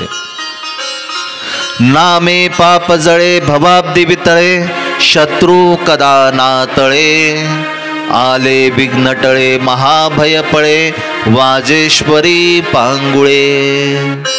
नामाचा महिमा विधीसी न कळे, मोक्षापदी चारुळे, ऐसे नाम जपा तुम्ही बहुबळे, घ्या मुक्तीचे सोहळे. नामस्मरणाने अनंत लाभ होतात. त्या नामस्मरणामध्ये संसारात तुम्हाला कितीही जरी खर्च केला, अशा प्रकारचं सुख तुम्हाला प्राप्त होऊ शकत नाही. त्या प्रभूच्या नामस्मरणामध्ये जे सुख आहे ते अवर्णनीय अशा प्रकारचं सुख आहे. आणि बद्रिकाश्रम मध्ये अत्रि ऋषी आणि संपूर्ण ऋषी मुनी, जो निराकार असलेला जो परमेश्वर आहे, त्या परमेश्वराचं नामस्मरणामध्ये ते पूर्णपणे दंग झालेले आहेत, पूर्णपणे दंग. जो सुख पाऊं हरि भजन में, जो सुख पाऊं हरि भजन में, वो सुख नाही अमीरी में.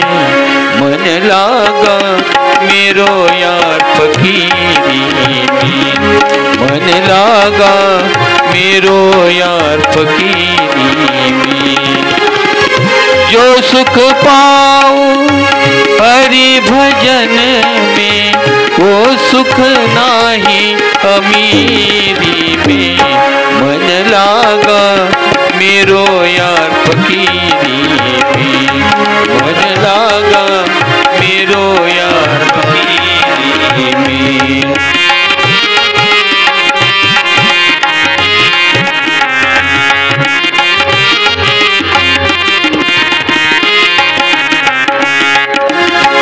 प्रेम नगर में रहनी हमारी, प्रेम नगर में रहनी सबूरी में, ओ बलिबन आई सबूरी में। मन लागा मेरो यार फकीरी में, मन लागा मेरो यार फकीरी में।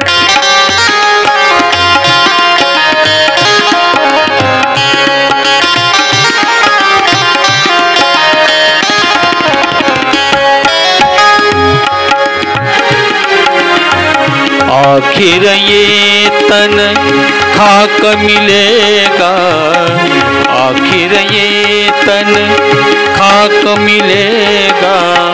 कहाँ फिरत मगरूरी में, ओ कहाँ फिरत मगरूरी में। कहत कबीर,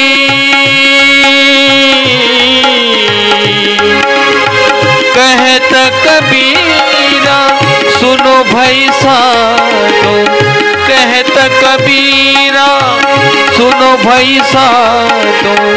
साहिब मिले गरीबी में, ओ साहिब मिले गरीबी में।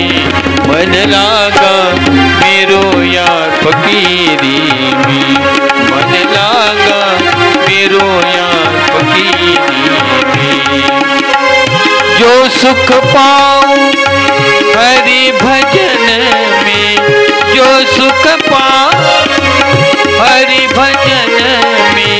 वो सुख नाही अमीरी में, मन लागा मेरो यार फकीरी में, मन लागा मेरो यार फकीरी में, मन लागा मेरो यार फकीरी में, मन लागा मेरो यार फकीरी में। त्या बद्रिकाश्रमच्या भूमीमध्ये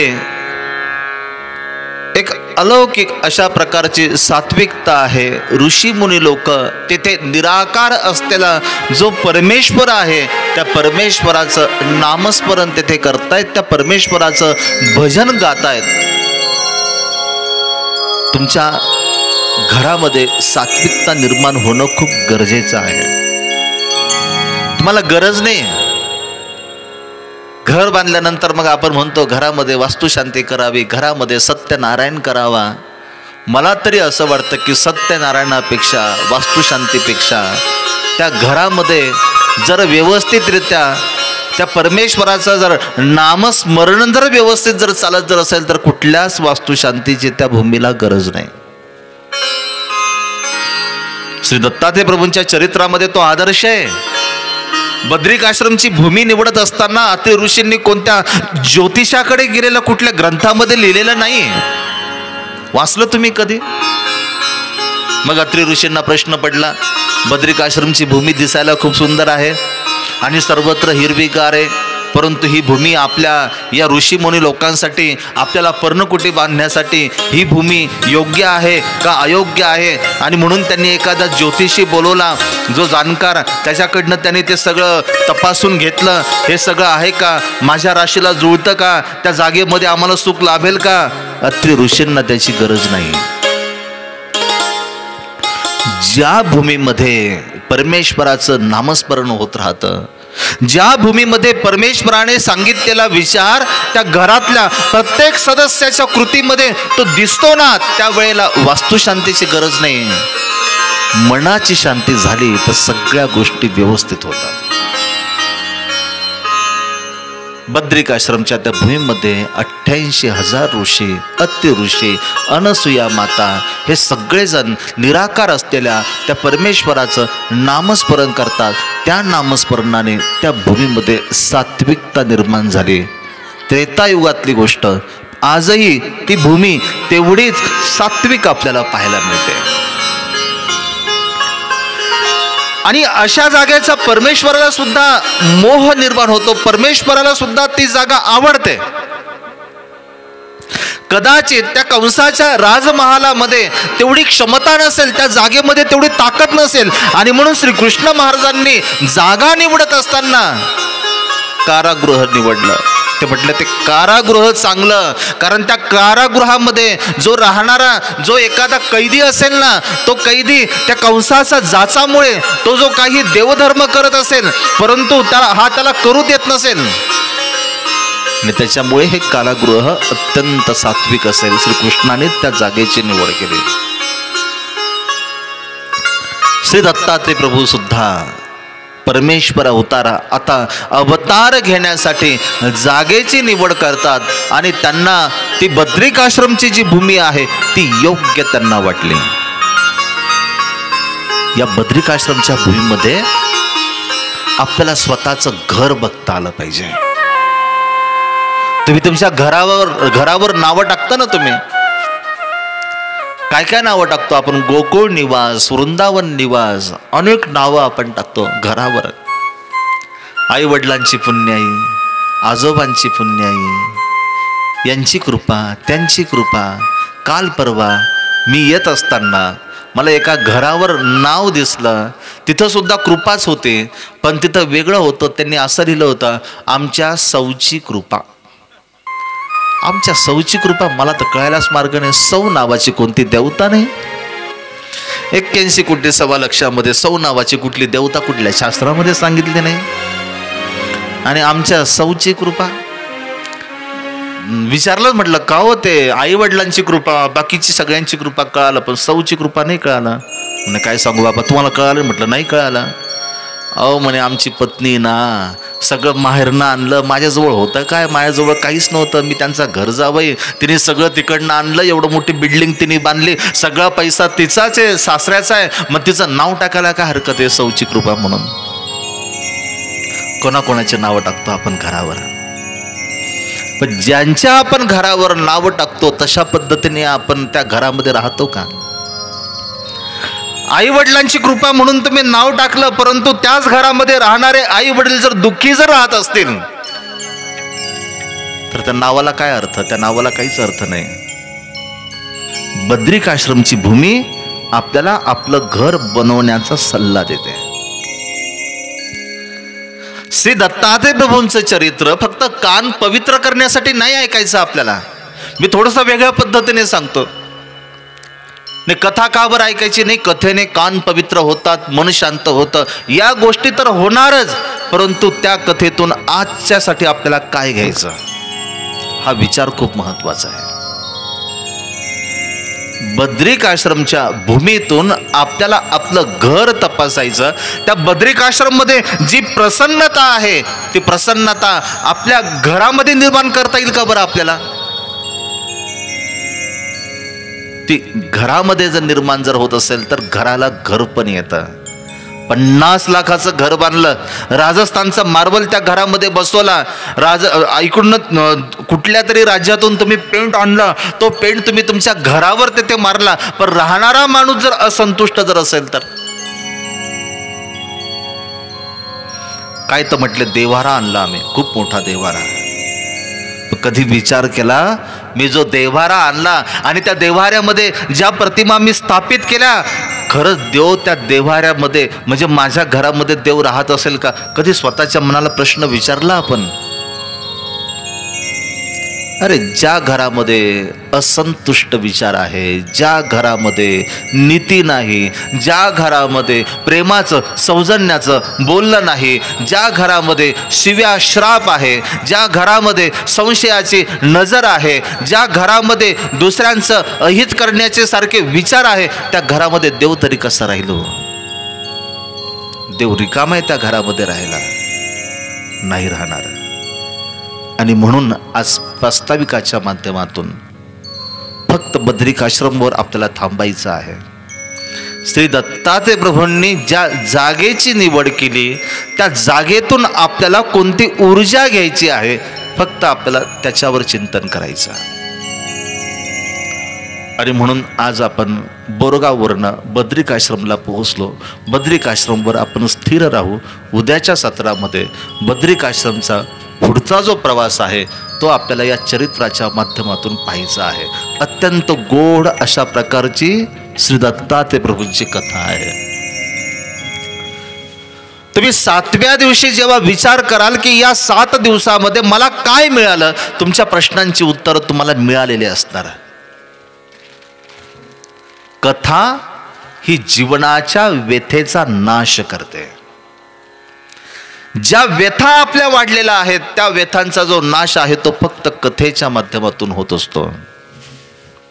श्रवण पठन योगे चिंतने जीव शुद्धी, करुणी परसुखाची प्राप्तीने भ्रांत साधी. आणि म्हणून कथेचा योग या कार्यक्रमाचे आयोजक आदरणीय श्रद्धेय परमपूजनीय श्री मुरलीधर दादांनी आपल्या सर्वांच्या या धर्मरूप जीवनामध्ये उपस्थित करून दिलेला आहे. त्यांनी जे प्रयत्न केलेले आहेत त्या प्रयत्नाला आपल्या सर्वांचं सहकार्य असणं गरजेचं आहे.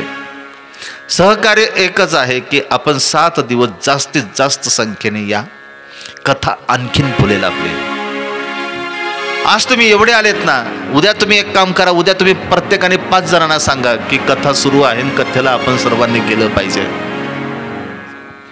आपल्या हे या कथेच्या जागेचं बद्रिक आश्रम झाल्याशिवाय राहणार नाही आणि तो करण्याचा आपण या ठिकाणी प्रयत्न करूया.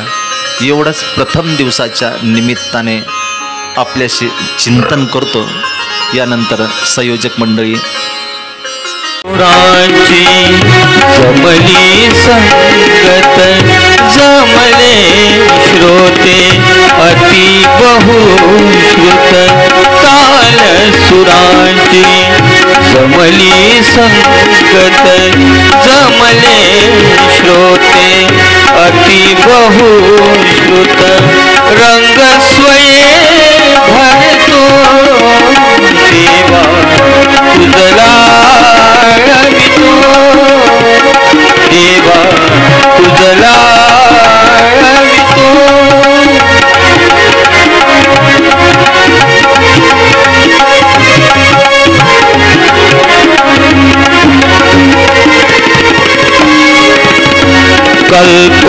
कल्पद्रुमाची शीतल छाया, कल्पद्रुमाची शीतल छाया. येत तुझ्या तव सुख फुलवाया, येत तुझ्या तव सुख फुलवाया. दुःखदाह सरतो देवा तुझला तो देवा तुझला तो.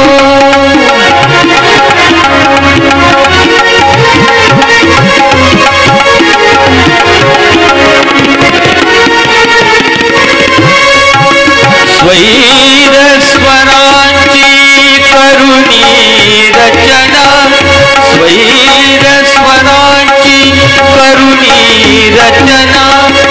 मधुनी घेता सुरेल ताना, मधुनी घेता सुरेल ताना.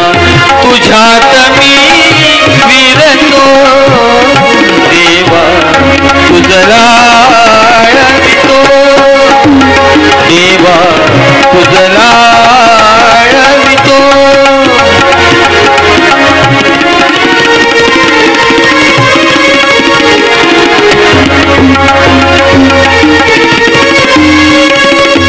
काय मागू मी काही न उरले, काय मागू मी काही न उरले. जे हवे ते सर्व मिळाले, जे हवे ते सर्व मिळाले.